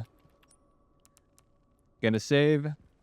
Oh, but before that, actually, yeah, I remember, like, anytime before you save, just buy your stuff. So right here, repair the body armor. Make sure you always do that. Buy some more ammo. I bought the case upgrade, so I could have went back and gotten some of this stuff. It probably would have costed a little bit. I did buy the upgraded armor too. As well, we're going to start investing into the sniper rifle since we're going to be using it for the Mr. X fight. And with that said, we're going to save. And yeah, we just have one more section for this part to go. Remember, if you've taken half of your health, once we finish this next section and we put the detonator in, you're going to get a full heal. So you're going to be looking good. But yeah, this next part, I mean, it's pretty easy. There's a pretty big time skip we can do. I'll show you when we get there. The glass part can be a little bit chaotic. But yeah, we're going to get past it, no problem. Then yeah, after that, we just have to do the Gideon fight, the RPD, the plant boss. Then yeah, we get to the labs. I mean, we're almost there. Looking at the timer, yeah, I mean, we're on the way there. So... but we still got Insanity to do. Assuming you're doing the same thing as me, you do your first playthrough, and then after that, you do these 3 challenges right here. And then you do Insanity next. I mean, it's going to be crazy. Insanity is pretty... Even with infinite ammo, I got to say, there's some tough areas. Like, I think the girl takes, like, I don't know how many shots. It's definitely a couple. At least 2 or 3 shots for her to get stunned. So that just adds way more tension. I mean, obviously, the zombies are going to be pretty easy, but... there's still going to be some tough spots. Definitely excited to make a video over that. And then we got to do the no infinite ammo one. And that one's going to be crazy. I'm really excited to see what we can find out. What strategies we can use. I'm curious why they didn't have a ranking system this time. Like, you know when they add like S or A? Normally that stuff like ups the stakes as well. I'm hoping that they do that for the next game because doing that, I mean, it's kind of like adds that time limit, kind of like Resident Evil 4 Remake. It just makes it a lot more fun as well. But I mean, this game is already amazing as it is. Yeah, not much we can do here other than just kind of walk and chill around. So just want to say, hope you're having a good day. Remember, you're awesome. Spend time with your family, spend time with your loved ones. If you got pets, give them a hug for me. Time goes by fast, especially as you get older. That's something I remember hearing a lot when I was a kid. Definitely is true. And I know the world is in a crazy spot right now. I know I have a lot of viewers from many different countries. I've gotten comments where people say that they watch my videos when they're in a tough spot and it makes them feel just a little bit better. And I just got to say my heart goes out to you. I know what it's like. I've been there. Keep your head up, king. Keep your head up, queen. Gonna get through it. And I hope everything works out in the end. You all are genuinely really awesome. Getting a little bit too emotional. Watch out for that elevator right there. Don't zone out like I did. Definitely don't want to die right there. Yeah, so this part, I'm going to try to skip a lot of enemies. Blow that glass down. This is one of those sections where you can easily skip past these enemies. I just do it just in case. Just so, you know, whoever's watching this feels safer doing it this way. Because I know sometimes if you try to pass some enemies, there's so much going on. You might get hit and it might ruin the, like, momentum. Give them a bonk. But yeah, normally you just come over here. Well, we're still bonking some people.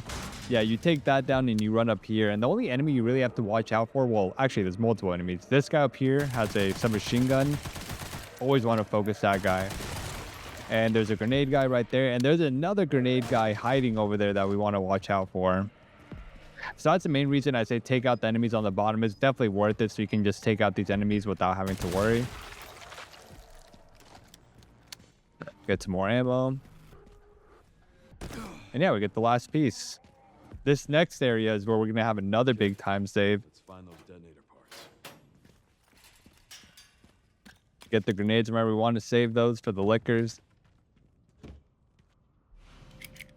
At this point, I mean, we should have a good amount of grenades. I'm probably being a little bit too greedy with them. But again, I just want to make sure that we have them whenever we need them. Because if I say just kind of use them, then it gets to a point where you might need them. And then I just feel bad if you don't have them for there. Going to upgrade the damage for the rifle. At this point, we're investing more into the sniper rifle. And we're going to save. So we're almost done. Well, still got like another hour-ish to go. Yeah. Looking at the timer, about like an hour and 14 minutes. But I feel like we finished some of the harder parts. Honestly, the only hard part left is probably Victor. I'm trying to think. When we get to it, I'll see. The only thing that comes to mind is Victor's fight. But that's why we want to save magnum ammo for it. There's actually more magnum ammo over here and another grenade. So we're looking good on magnum ammo. Got 8 bullets. So yeah, for this first part, we are going to take down some zombies just so it feels a lot safer to pass through. There is one part where sometimes there's more zombies there and a grenade will just take all of them out. I think in this example, they were just a little bit more separated, which is fine. The shotgun does quick work with them. We have 5 grenades. So yeah, normally right here, sometimes the zombies will be more piled up than they are right now. But if they're not, I mean, you can still use your grenade, no problem.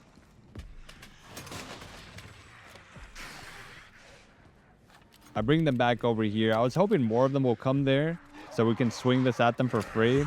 But, you know, we'll take any kill that we can. Give them some bonks. Watch out for this guy. Oh my god, I almost used the magnum ammo right there on accident. There's going to be enemies that come out this crate right here. Just going to want to pass them. One of them is a blister head. Going to come up here, and we're just going to slide down. Got stuck there for a second. I'm not going to lie, I got scared. And we're going to turn the wheel. This next coming part, I mean, we actually can just skip a lot of enemies with no problem. I don't believe I save here, but there's a door that connects to the save station. So if you want to save, feel free to do it. I mean, it only costs you like an extra 30 seconds. Make sure you get this. But yeah, that door behind us, there's a save station right there. Save. And then, you know, in case you do get hit here, but I'm going to show you that it's pretty easy to run past enemies. Because we're looking good on credits. Definitely worth saving the shotgun ammo. And since this guy's transforming, you can run past him pretty easily. Take that guy out so we don't get grabbed. The chainsaw guy, if you wait a second, I'm pretty sure he still gets hit by the can right there, the canister. Yeah, he did. So he was kind of stunned. And once you get past this door, they just don't chase you, which is awesome. You know, if it was Resident Evil 4 Remake, you know how the enemies were in there. They would chase you to one room, to the other room. Oh my God.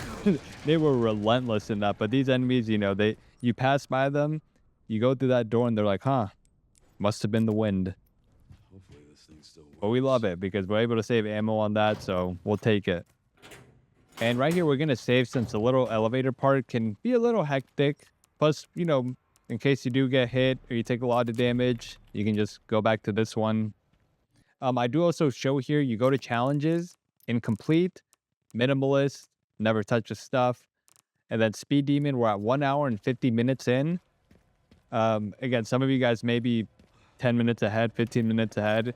If you're even like 10, 15 minutes behind, you're still pretty good because again, we finished with an hour and 13 minutes. And one thing that I do that could have been a huge time skip is at the very end with Victor, I don't pick up the RPG whenever he drops it because sometimes he will take it out and then sometimes you will take out his first stage before he even lets it out. So I'm just going to assume worst case scenario, you don't get it. But if you do get it, you can save that RPG for, you know, for his first round or first phase, or you can use it on a second phase and just immediately destroy him. And so that's a huge time skip. Yeah, the enemies here, pretty easy.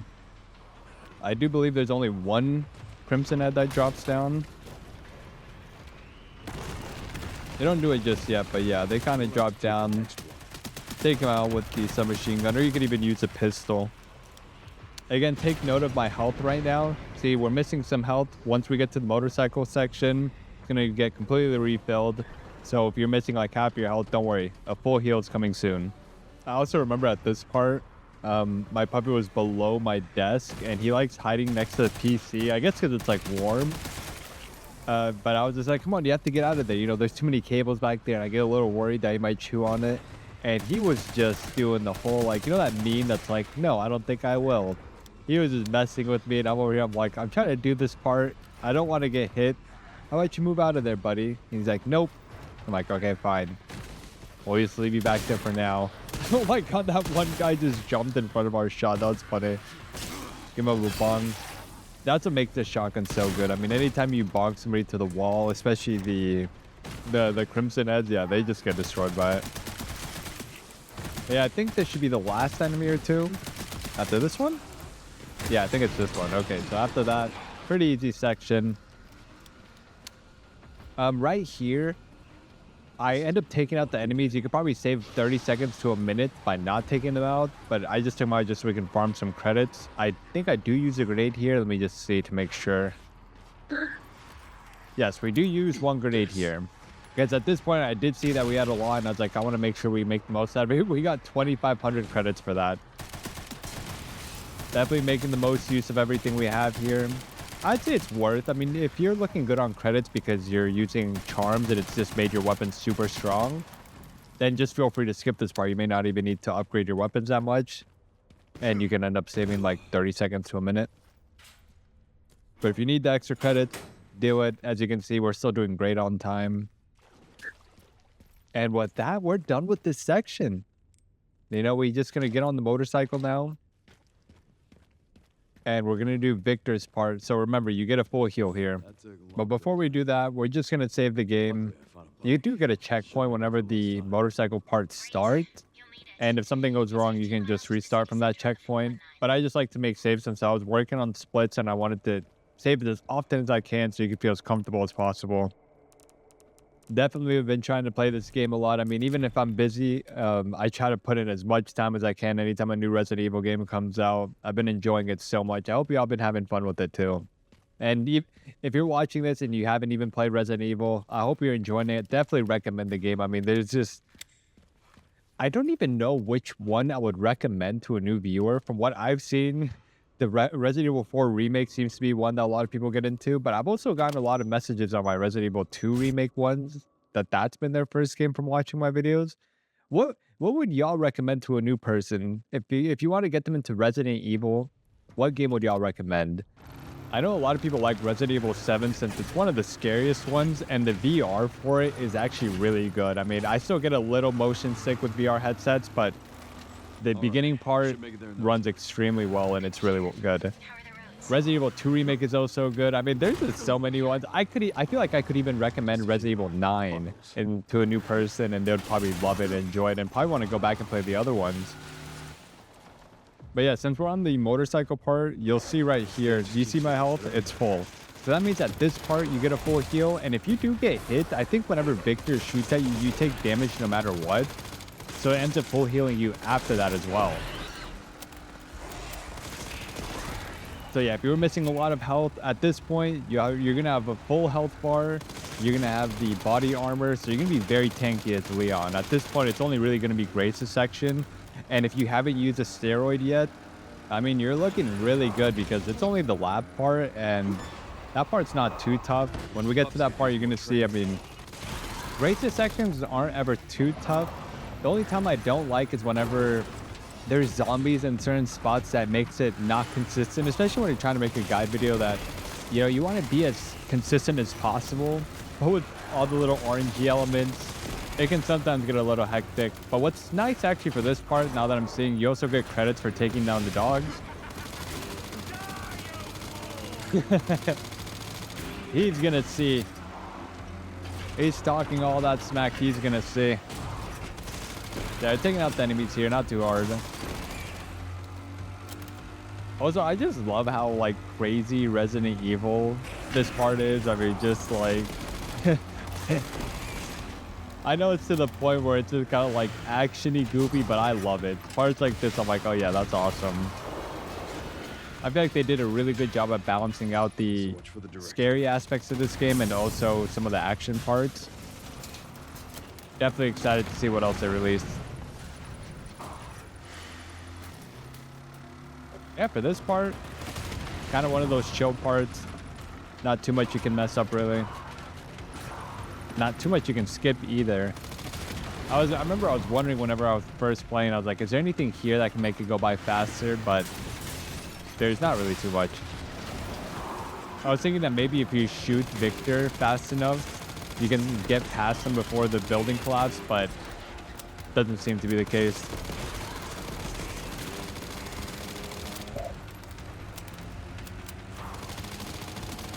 Yeah, just watch out here. I know you'll see the icon there, but don't worry. He's shooting at that building. Seriously. Oh my god, this part is just so... I don't give up that easy. It's so, like, goofy awesome. I love it. It's like we're riding on top of, like, this giant building as Leon. I mean, it is just pure epic. A little goofy, but epic. I mean, I love it. And we're almost there. Look, that's the center that we got to get to. We're almost there. We're at 2 hours and 2 minutes. So yeah, probably like an hour-ish left.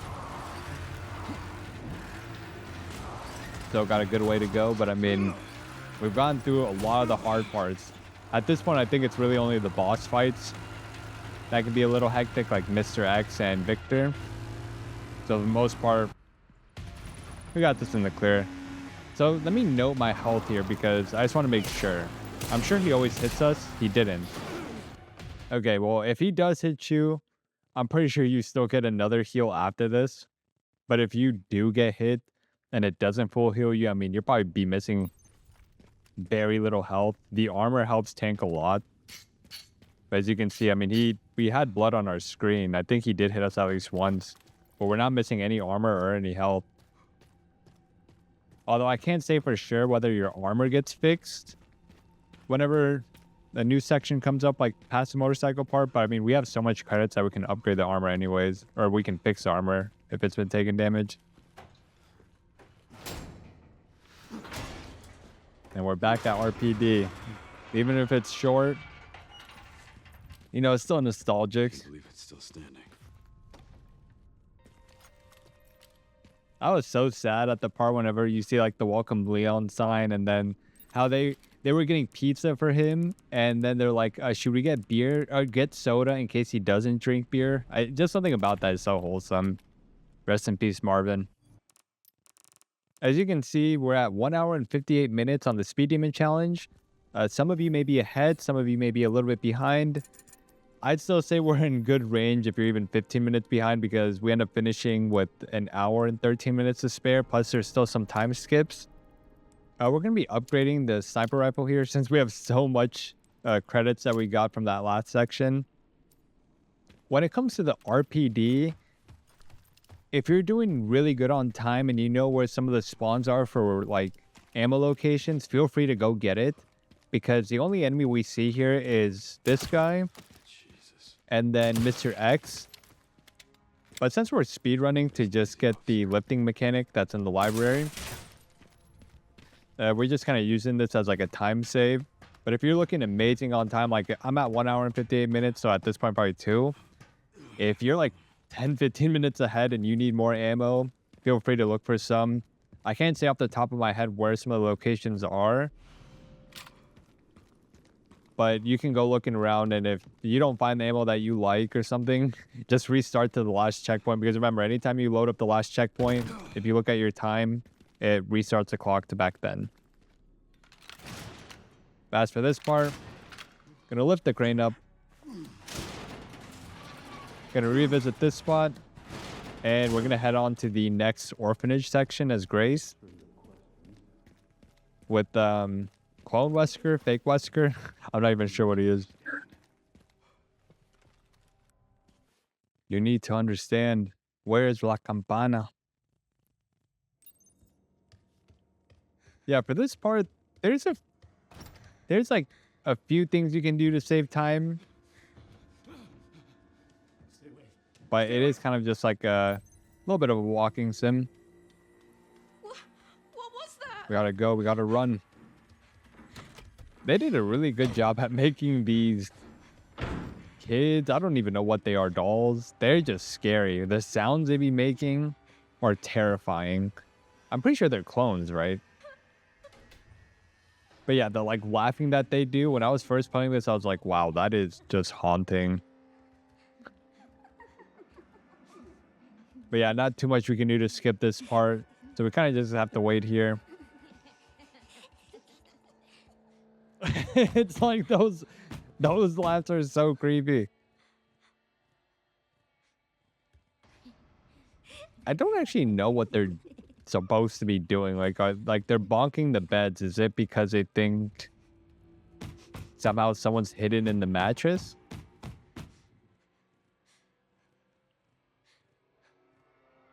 I remember right here, I'm kind of just standing still because I was doing one of my piano courses. I've been trying to learn how to play the piano, so I'm just like here waiting for them to pass by. Because yeah, there's not much you can do except just wait here while they just bonk on every bed. It's a good moment to drink water, you know, hydrate up. You play a lot better when you're rehydrated. It does not sound like it's going good for her. What I don't understand here is if they're clones, I'm assuming they escaped from the coffins, right? From downstairs. Where are the other children where Grace was just like, hey, it's past our bedtime? I don't know if it's ever explained. I need to watch more of a lore video. Whenever I play the game, I do read the notes, but since like I also just play so fast, you know, I kind of just read them. I'm like, interesting. Move on to the next note. I'm like, I see. So I get a general idea, but I do love watching lore videos. Like, I feel like most of the history in my YouTube is just video game lore videos. Definitely, like, because I watch long videos to fall asleep. So it's funny that I get a lot of comments where people say that they fall asleep to my videos, because I know exactly the feeling. I am always putting on some like 3-hour video of just somebody explaining the lore of like a game, from like sometimes a new game, sometimes an old game. Right here, whenever we go under the table, as soon as it lets you come out, they won't let you come out right now, but you'll see in a second. There's if you haven't played this game yet, there's an upcoming jump scare. It's gonna happen like right now. Yep, there it is. That does not look comfortable at all, but I mean, I guess that's one way to get down the stairs fast. You know, more power to them. But when you see the icon show up at the bottom that says, you know, climb out, feel free to climb out. I know it might look a little bit scary because they'll still be there to like your left, but I promise you're going to be safe. The game, it'll show like right about now. Pretty soon, whenever she opens the door. Okay, yeah, so there it is. Even if they're right next to you, you can come out, you're safe. Then we're going to head down this hallway. And sometimes one of them will turn around and look at you over here. I've noticed that I don't know where the trigger is for sure, but I just run right here, then run back. You should hear a noise. If you don't, I think it's still fine. Once you run past this door. Yeah, did you hear that sound? Once you hear that, it's safe to go back. There was one time where I didn't hear anything, but once you pass back to the door that leads you back to that table, if you run back, it should be fine. But I would say that probably happens 5% of the time. Most of the time, it should be like this, where you run back, you hear that sound, and you're good to go. Gonna turn on the light. Gonna get the key. I know that there is a skip here. I think it works way better in first person. But again, without saying for sure if it's something that they'll patch out, we're just going to do it the safe way because it's still risky. I know in third person it's possible, but it's so risky because if you do get caught, it's an immediate, game over. So you have to go all the way back. I'm not going to say 100% it works. See, like right here, you can go to that door or that hatch and open it up without getting hit. I think it works a lot better in first person, but without knowing if they're going to patch it out or not, I just say I wouldn't risk it.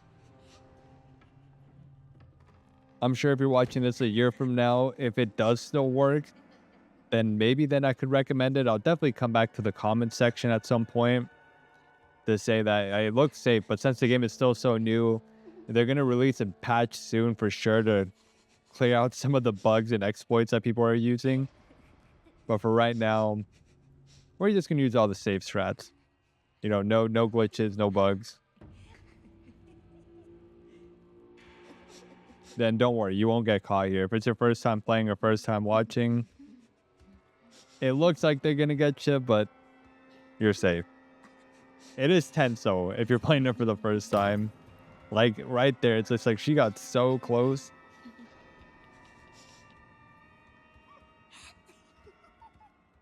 But yeah, I know it's a popular strategy to immediately get the keys. It's like, for example, you get the keys, that girl jumps through the window, you kind of like run past her, do this, and then you can go down before you get grabbed. But again, it's too risky to say it works out most of the time, and without the first big patch going through, I don't want to recommend it without knowing if that's something that they'll patch out or not. I don't think they will. But you never know. There was some things that they patched out a Resident Evil 4 remake that I did not think they would patch out, so we're just going the safe route. Why did they? Well, with that said, heading back down here, we're doing good. Looking great on time. After this, we just have the Mr. X fight. And then the plant boss fight. And then we go to labs. We're almost there. We got this. Doesn't this part kind of remind you of like the castle part in Resident Evil 4 Remake? I feel like it's time to revisit it soon. I just love all the Resident Evil games so much. I don't know why it's funny that just like the entrance to our secret lair is just behind this door that if anybody comes downstairs, it just opens on a whim. I saw this funny meme where it was just like a lot of Resident Evil notes be like, there's this new monster. Hopefully it doesn't get out. We've been like studying it or whatever. And then the next note you find, it got out. I don't know why that made me laugh because it's so accurate. Every time you do find notes, it's just like, hopefully this specimen doesn't escape. And then the next one is just, we failed. It escaped. I also love the memes about whenever Leon gives Grace the Magnum It's just like making fun of like how big it is compared to it's like the size of her arm, and he's just like, here, take this.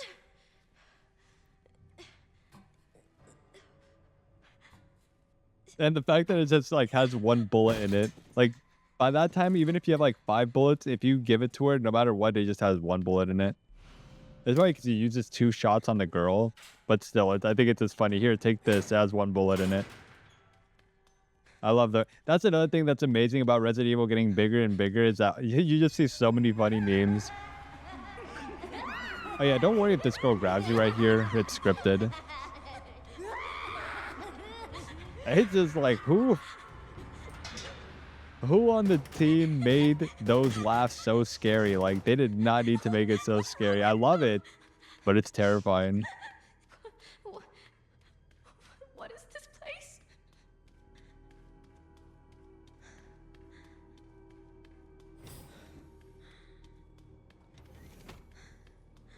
That is such a scary photo. And the fact that they're just making clones and stuff. I'm still kind of confused about the whole Wesker clone. If he's even supposed to be a Wesker clone. I feel like he is, right? But yeah, with that, we're done with this section. Now we just got to run away from Mr. X for a little bit. But don't worry, we're going to take him down. No problem. I just sent you the coordinates. Oh yeah, I do remember right here, I actually do end up getting hit by him. I feel like the multiple times that I did it, whenever I ran past him right here, I had no problem, but I think I get stuck on, yeah, see, like my momentum stops for a second there, so I get hit. But even then, if you get hit, it's fine. You may be able to just run past him and not get hit at all. Honestly, with how much ammo we end up having, I think it's safe to say you can just use 1 magnum shot on him if you just don't want to get hit at all. I think you'll still be fine for that of the game. Watch out for this part. Run back here to be a little bit safe. Give me a goddamn break. Here, we're actually going to use a magnum shot. Just to get past them. Got a little scary right there because he's kind of just like body blocking. But yeah, even then, we didn't take too much damage from that. But if he doesn't let you pass them and you just want to just leave out of here with full health, you could also just restart to the last checkpoint because at the beginning of that, it gives you a checkpoint. So again, you'll be good. There is ammo behind us in the garage. You can go get that. It'll probably cost you like a minute or two because there's some enemies down there, but they're all the weak zombies. So if you need some more ammo, there'll be some down there. It hasn't changed. But yeah, the Mr. X fight is coming up. We end up mainly using the Magnum and the sniper rifle, but the shotgun also does really well. Gonna repair the body armor. Buy some more ammo.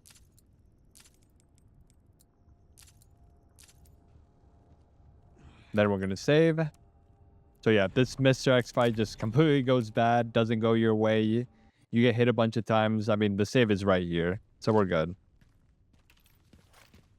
I like to start off with the Magnum. He always lets you get like 2 shots in before he does this like charge attack. You're going to see right here. Very easy to parry. And then it's also good to play around the cars here. But we're just using the sniper rifle here. Playing at a good distance. Now imagine if you have the BSSA charm, you'll do even more damage here with the rifle if you have no scope on it.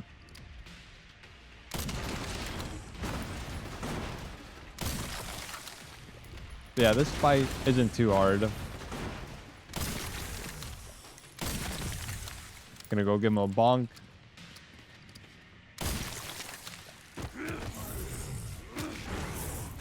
Bonk.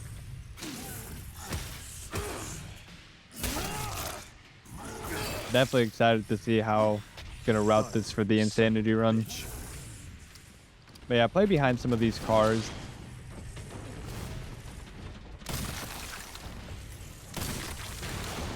He just throws it like it's like paper. If you look at my health here, he's gonna do a charge attack. He's gonna do the one that's like kind of cinematic. You're gonna see. Like, look. We don't take that much health there. We don't lose that much health there either. So it's not too big of a deal if you get hit by that. Just get ready to tap. Tap, tap, tap, tap, tap, tap, tap, tap. We avoid it. And we see melt on him with the sniper rifle. Not yet. And he's down. So not too much of a hard fight. We still have a lot of health. As many times as I have to. Get that boss room loot. And yeah, we're looking good. Now it's just the plant boss. And then we go to labs. Yeah, make sure you get all the ammo here. Whenever you see boss room loot, I mean, it's always just a lot of ammunition. But yeah, we only used 2 shots there. I believe we end up getting a few more shots for the Magnum at lab. Yeah, we do. Made it. Yeah, I still want to conserve some for Victor. Because like at the very start of the fight, you'll see he kind of... I'm at the orphanage. He can be kind of spongy and tanky, but if you use the Magnum, you can get a good stun on him. Then get good distance and use a shotgun. But yeah, if you're using the shotgun or the sniper rifle and you have the charm, the bear charm does I think 60% more damage at medium range. And if you use the BSAA charm on your sniper rifle, I mean, you can take down the bosses even way faster. You get a huge time save doing that. But as you can see, even with just using the bare minimum, just upgrading just normally, we still take down the enemies pretty fast. And same thing with the bosses. So yeah, feel free to use whatever you like.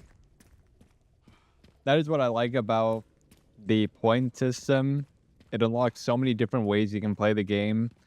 I like to use, you know, both the point items, like the extra items, and then sometimes doing a run without any items. It just gives us that much more replayability to the game.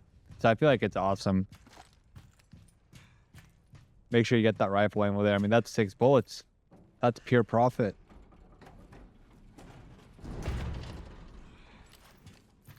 For this upcoming part, you can just use the submachine gun for the plant. I think I used a shotgun for the first one. But yeah, the submachine gun, they don't have that much health. So you can just use a submachine gun and save some shotgun bullets.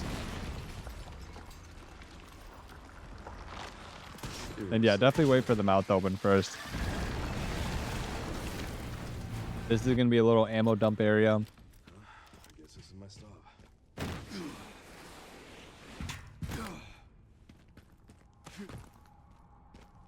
I believe there is an item over here. Yeah, it's some scrap, which is really good for making more ammo. We're just lacking a large gunpowder.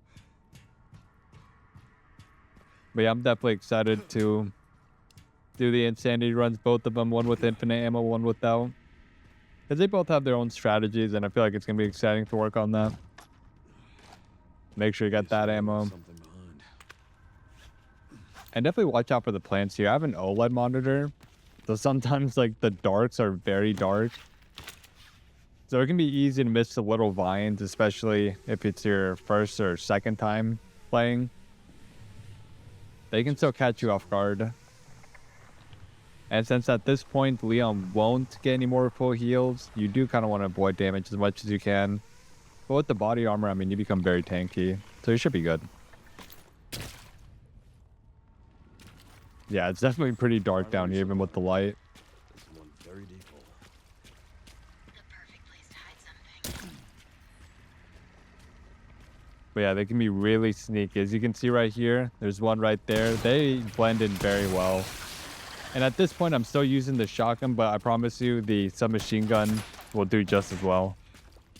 I think right here I end up using it. I'm like, oh yeah, I should be using this instead. Yeah, watch out. Right here, I was like looking, I was just like, wait, where is it again?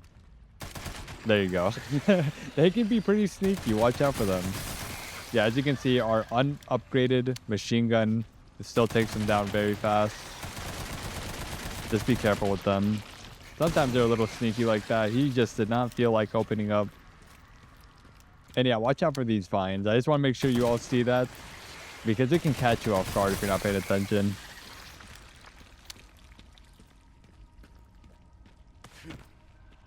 I believe there's some magnum ammo here. Yep, some rifle ammo and 1 magnum ammo. Definitely will take as many as we can get. I also believe there's a scrap around here that I missed. Do I end up getting it? I do. Yeah, okay, I see it. I definitely don't want to miss that because they're very important for crafting. Yeah, right here, definitely we just want to keep reminding you, don't make the same mistake I did. Use the submachine gun, since we mainly only use it for like little enemies. And I count the flowers as like not that threatening of an enemy. And as you see, the submachine gun just completely melts them too. But yeah, I just keep forgetting to use it, so we're just wasting shotgun bullets when we really don't need to. I mean, it's better against a boss. The plant boss that we're going to be going against soon. But for these guys, I mean, definitely way more better to use the submachine gun.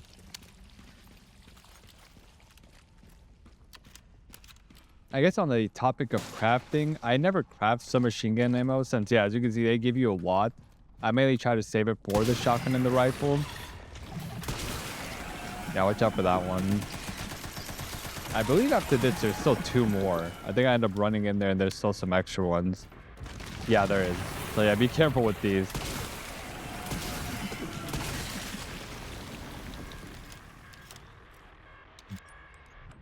Yeah, I think right here when I was crafting shotgun bullets, I'm like, I feel like I could have used the submachine gun for that. And then save the shotgun bullets for this. But right here, the rifle works very well against this enemy. Watch out for the vines on the side. It kind of works like the Resident Evil 4 remake boss where, you know, where it's attacking the vines. You can easily just sidestep them. Definitely playing a little too close for comfort there. You can just focus on avoiding the vines because, yeah, once you avoid them, they open up and shoot them up. You can use a shotgun here too. Like if you don't waste all the shotgun bullets like I did earlier and just use the submachine gun, all those shots you can use on the boss right here. Then those open up, take him down. Super easy boss fight.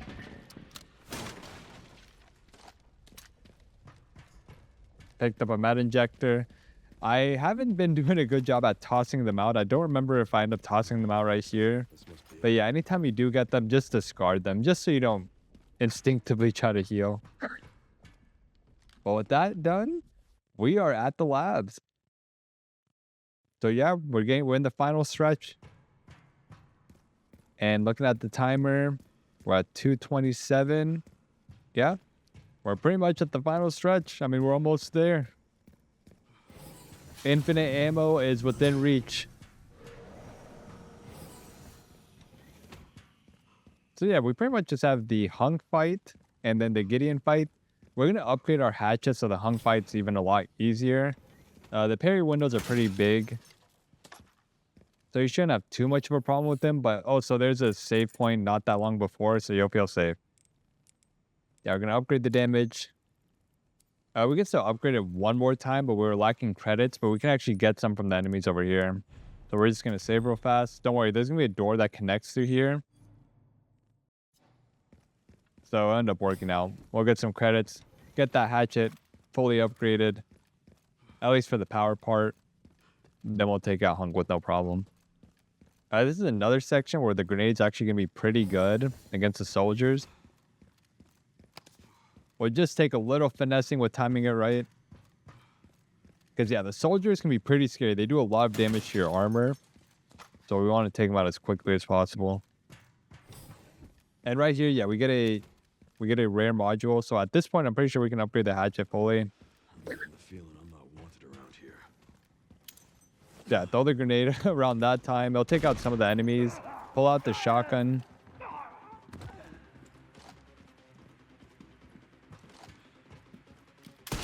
Take him out. They're going to remember, we saved not even a couple minutes ago. So if you do take a lot of damage there, it's okay. You can just reset.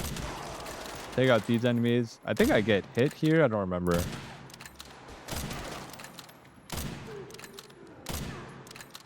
Sometimes one of those guys will get away. Don't worry. You can get him from the high ground over here. We will be using another grenade for this part. This is why it's so good to save the grenades for this like last part. because it's good for whenever there's a bunch of enemies. Just watch out for the liquor. I mean, you can make the liquor kind of work for you if you pop open the tank whenever they drop and just hide and just wait for them. See, right here, I'm just waiting when they're about to drop. Take him out, especially the shield guy. He actually tanked one for his friend there. Like his dropping body just tanked one. But yeah, that was pretty fast. Cleared them all out. And we didn't let out the liquor. But you could let out the liquor, have him deal with them. They sometimes take down the liquor before you're able to attack them, but even then, liquor goes down to like 2 shells. Yeah, right here, we go back to the box since we're about to fight Hunk. We should have enough now to upgrade the... Yeah, make sure you repair your body armor. Buy some more ammo. Upgrade the damage for the hatchet. And then save. We're almost there. Yeah, hopefully your health is looking good at this point. Make sure you always repair the body armor, especially after those parts, because the soldiers can just bring down your health pretty fast, or I mean your body armor health. Your movements will be constantly monitored.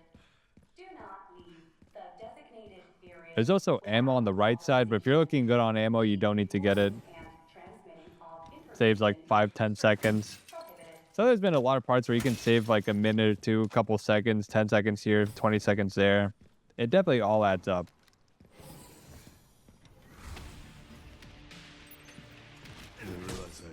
So yeah, you can just wait for him to go first.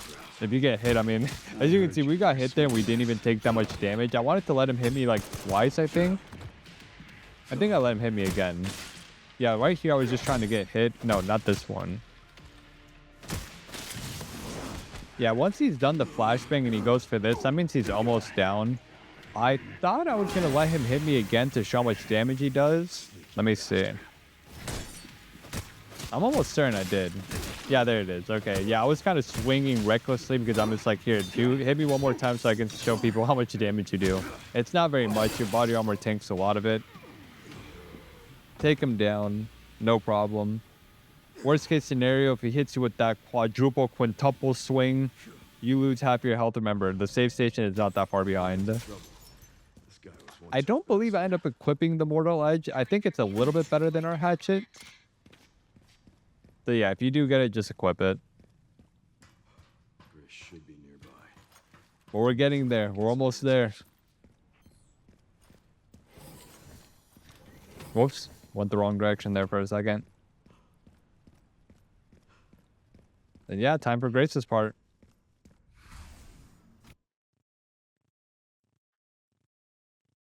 This last part is not too hard at all. It just kind of involves more like stealth.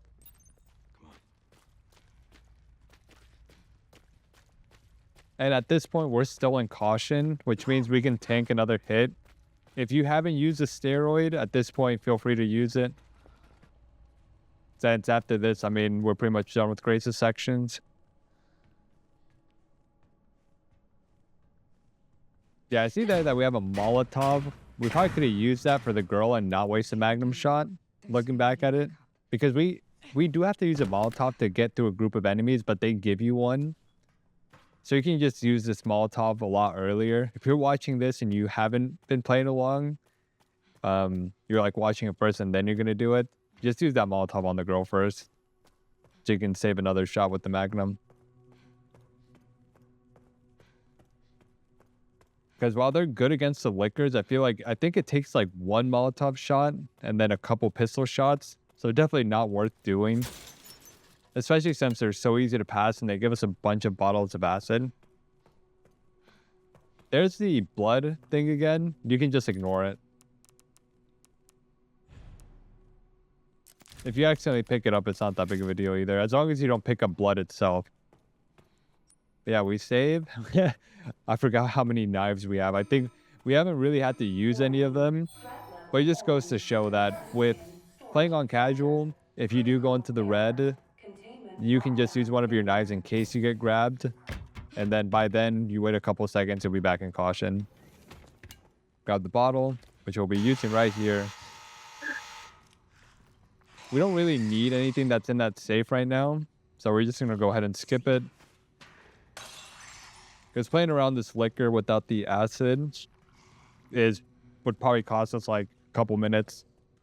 So definitely just worth skipping it. So we're walking, going unseen. I like to crouch here.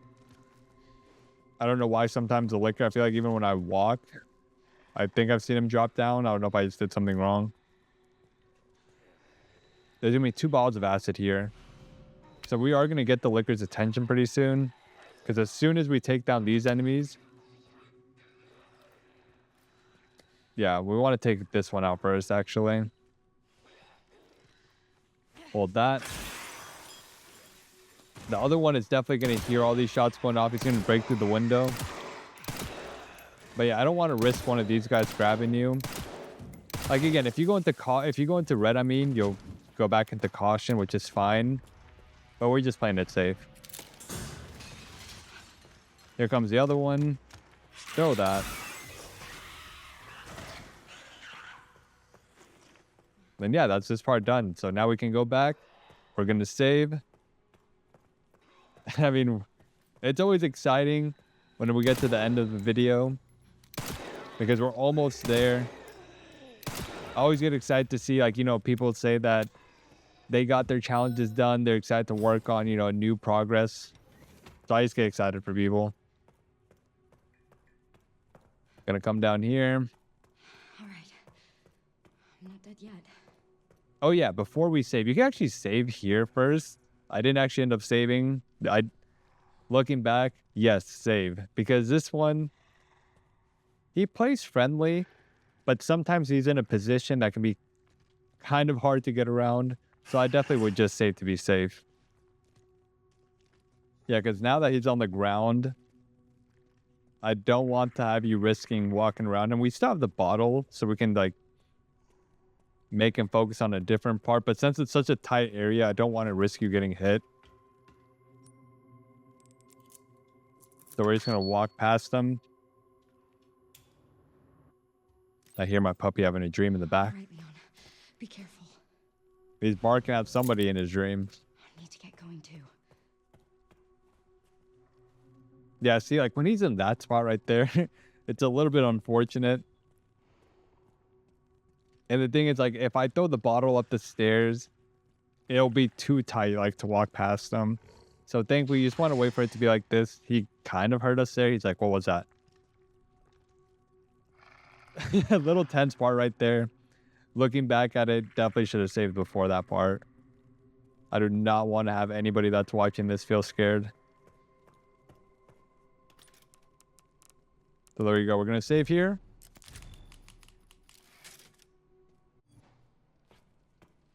Going to go get one of the orbs.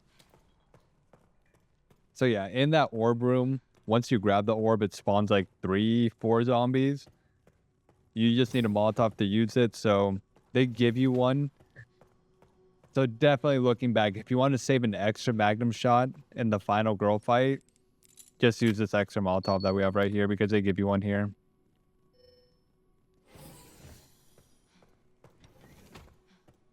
It will spawn this enemy though. There's a little jump scare. If you grab it, yeah, he'll kind of jump at you. So I always try to warn people whenever there's a jump scare.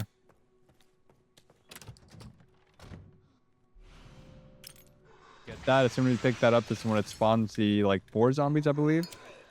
Throw that there. Yeah, I'll go down to it. Oh, I guess it's just 3. Okay, even better. Only got to worry about 3 of them. And with that, another section done. Just gotta get the white orb now. This white orb, definitely a lot riskier. I think we end up getting bit, but it's still fine.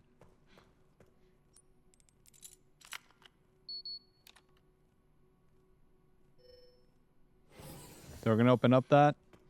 Get a save. We will actually be getting the items that's in the safe in this next room.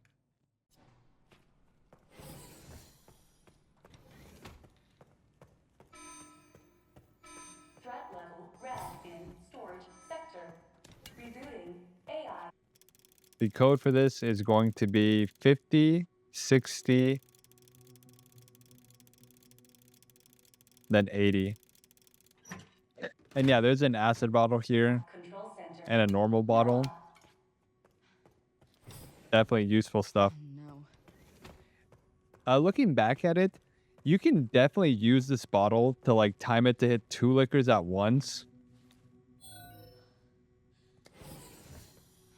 But honestly, it still ends up working out. You are going to take a bite here.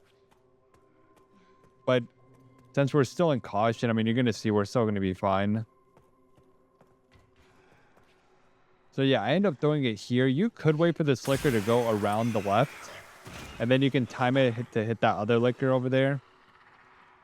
But I was just like, nah, we'll be fine, right? And I think this zombie ends up grabbing me. I should have just let him grab me from the front so I can just use a knife. So this is a prime example. See, we're in the red. We're in the red. We're in the red. We're in pain. We're in pain. We're waiting. Run past that enemy.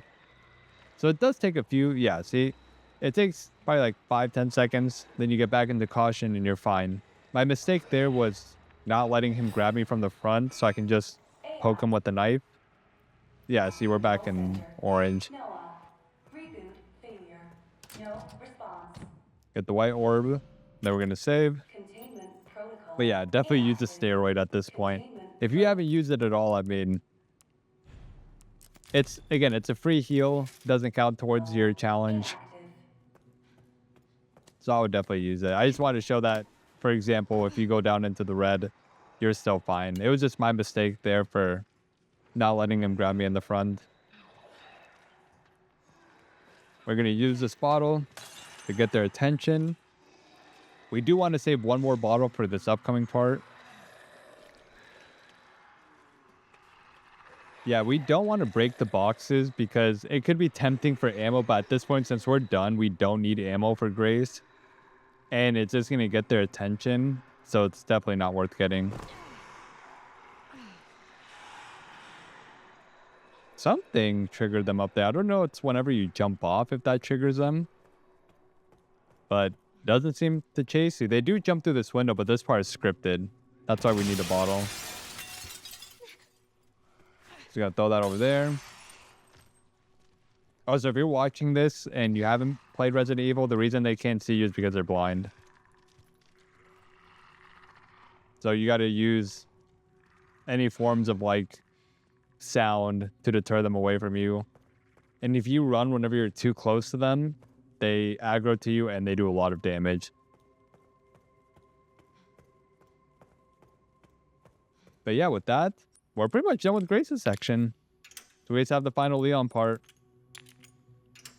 Well, there is one more mini Grace section, but just her running to the elevator and then running up to Leon. That's why it's definitely not worth getting the ammo crates back there. Don't want to risk getting grabbed at all.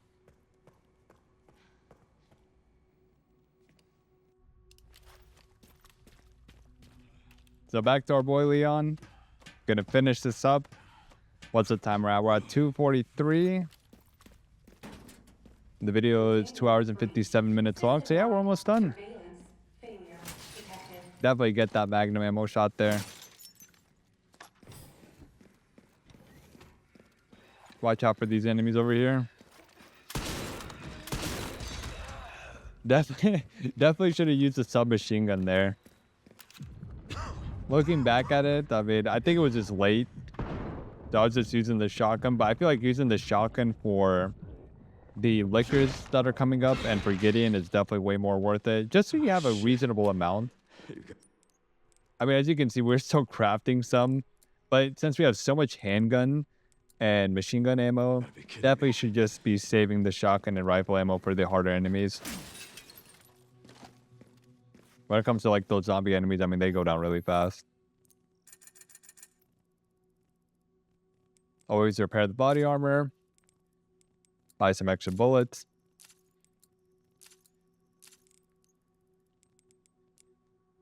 Gonna upgrade some of the damage for this.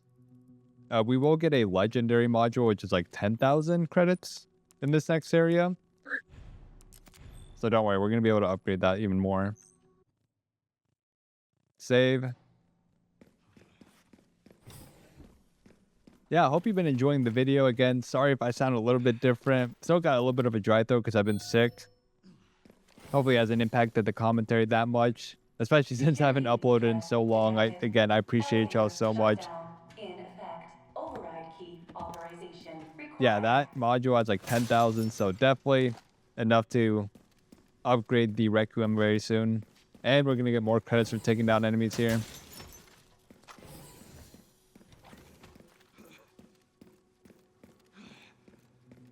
Yeah, there's a lot of lickers in this area.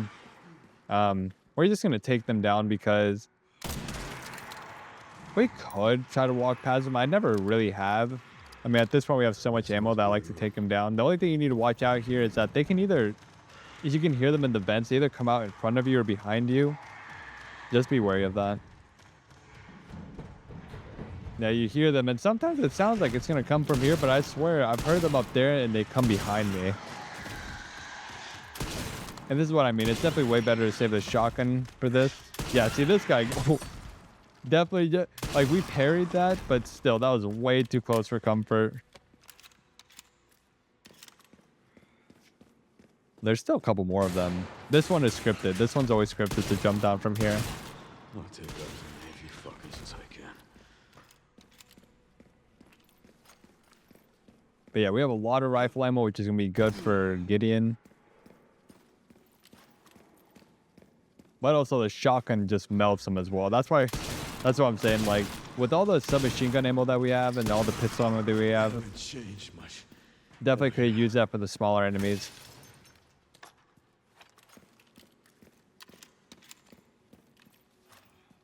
And with that, I think there's just 2 more lickers in this room.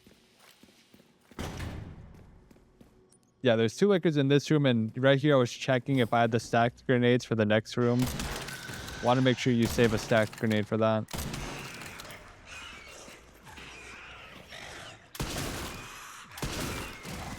Take him down. Yeah, at this point I'm just like, okay, we need to save some of that shotgun ammo.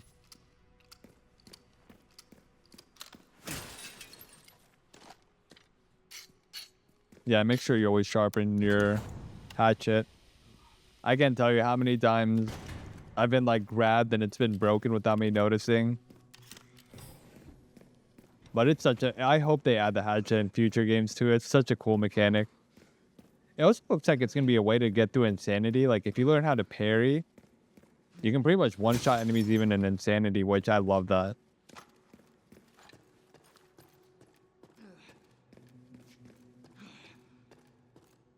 But with that, we grab the key. Get some more ammo. Pick up the grenade. Make sure you get this ammo for the Magnum right here. Because, yeah, it's 2 of them. And at this point, we're pretty much saving it all for Gideon. Mainly for the beginning part. Because, again, if somehow you don't get the rocket launcher, you want to have, like, you know, your strong ammo left. So, yeah, make a stacked grenade here. I end up lining it up. I'm pretty sure you can just throw it anywhere over there and it works, but I just kind of line it up a little bit past that. Take them down. As you can see, I think 2 of them survived, but that's because they're on the very left side.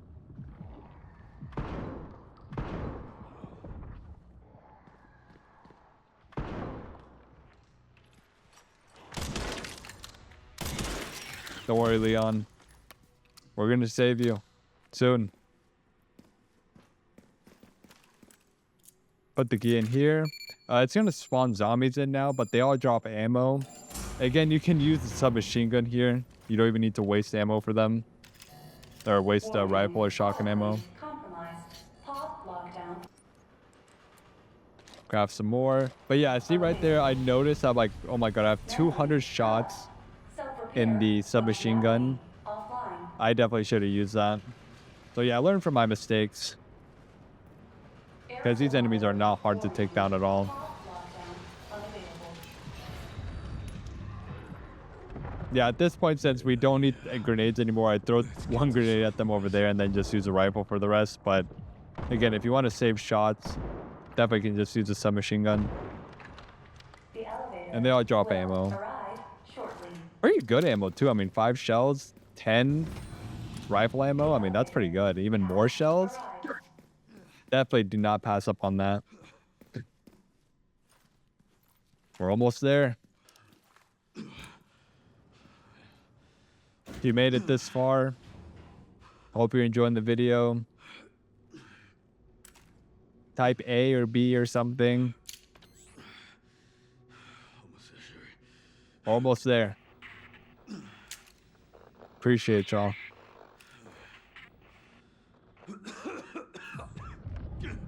Don't worry, Leon. We're almost there.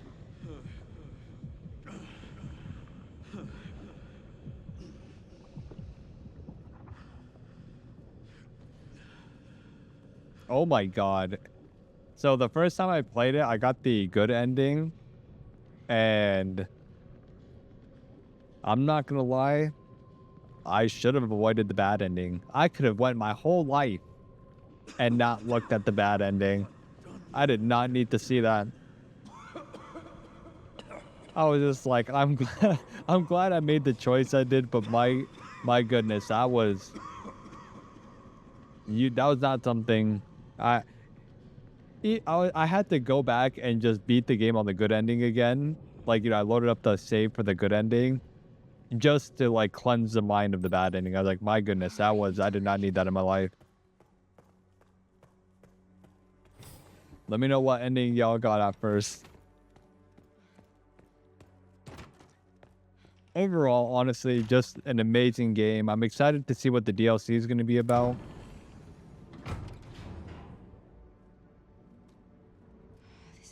I'm excited for the future games that they make. Let's see how they do with Code Veronica. And but this Resident Evil 1 remakes apparently. Definitely really interested to see what they do with that. Well, with that said, we come up here, we go to Leon. We're going to type in the code for one of the endings. Then it's a final boss fight. Oh, Leon! Also, I just want to say, you do have to release Elpis. At least that's what the achievement says. The achievement says release Elpis in under 4 hours. Or my hope. So do not pick the other one just because it'll be like a time save, because it will not count. Or at least I don't think it will, because the achievement says release Elpis in under 4 hours. So make sure you release them. So type in hope. And then it's a final boss fight. So immediately when this happens, I make sure to press start here. Yeah, I remember I press start here and just let people know there's a checkpoint here. So you can restart if you need to. I forgot to say this before, but when you're in the elevator as Leon, before you press the button, make sure you equip the Magnum so it's ready to go at the beginning of this fight. And just walk backwards whenever you're shooting it, because he does like this like parry attack. So we want to avoid that. And once you shoot 4 shots at him, you'll see he kind of does his like little phase transition that he's doing. We stand still right here. We let him, let it all out. The main reason I'm standing still here is in case you need to reload. You can shoot at him while he's doing that. But in case you want to use this time reloading, I don't shoot at him just in case that's what you're doing. So he lands. We switch to the shotgun. We spam him. Yeah, do you see right here? Like, look. He drops the RPG right here, and I don't pick it up. If you pick it up and you use it, it immediately ends this phase if you shoot it at him, or it'll end the next phase if you shoot it at him. So feel free to choose whichever one you want. But assuming it doesn't happen, that's why I don't pick it up. Because it's absolute worst case scenario, it doesn't pop up for you. So since we're playing for worst case scenario, we're not going to pick it up. We're just going to take him down the old fashioned way. And again, the reason I'm not shooting at him here is because in case you need to reload, it's just to show it's completely fine. Yeah, right here we're using all the shotgun on them. Go to the next phase. We didn't even need to use the rifle. So yeah, we have a lot of rifle ammo. The shotgun just ends up coming clutch. You can parry these attacks. That's why it's always good to sharpen your hatchet, because you want to make sure you always have it clean for this. Pop the boils. have the submachine gun out for this part whenever he goes down, because these all go down really fast with it. They're all pretty much one shot. Oh, we missed one. I should have sharpened my hatchet right here. Because you can see, it's kind of getting low on health. I was kind of more focused on seeing how much damage he does. Yeah, I've kind of let every boss at least hit me once to just show how much damage they do. He doesn't hit me right now. I'm pretty sure he's about to do it. Yeah, right here, I'm kind of just hitting him. I don't even try to parry it. Yeah, as you can see there, it does a respectful amount. I mean, it definitely all adds up. But they're also very easy to parry. I just named parry right there because I wanted to see how much each swing does. But even then, it would take a lot of those hits to take you down if you're pretty much close to full health. But with that said, I mean, we have him down, and it's time to finish it off. We made it to the end. 3 challenges done in one go. And with that, you will have infinite ammo. If you're about to do your insanity run with the infinite ammo, good luck to you. I'll be releasing a guide with the infinite ammo one pretty soon. Probably like a week from now. But if you're going to do it anyways, good luck. Hope you get the platinum. Thank you guys so much for watching. Thank you so much for all the love and support you guys have shown me over the years. Even as somebody that has like 20-ish videos, it really means a lot that with all the content that exists on YouTube, I see a lot of people stop by and just show me nothing but like just kindness. And I think that's an important thing. The world needs that right now. Thank you guys so much for watching. If you see any other cool stuff, make sure you type it in the comments. Let people know for those that come after. Thank you again so much for watching. Gonna go down here. Gonna unlock the infinite ammo. If you made it to this part in your run, then excellent job to you. We did it. High five. If you're just here watching the video, I hope you enjoyed. Make sure you like, subscribe, do all that type of stuff. New videos coming out soon. Gonna do infinite ammo run, one with no infinite ammo. But yeah, thank you so much for watching. Make sure to drink water, show yourself some love, show your family some love. Thank you so much again for watching. Until next time, see ya.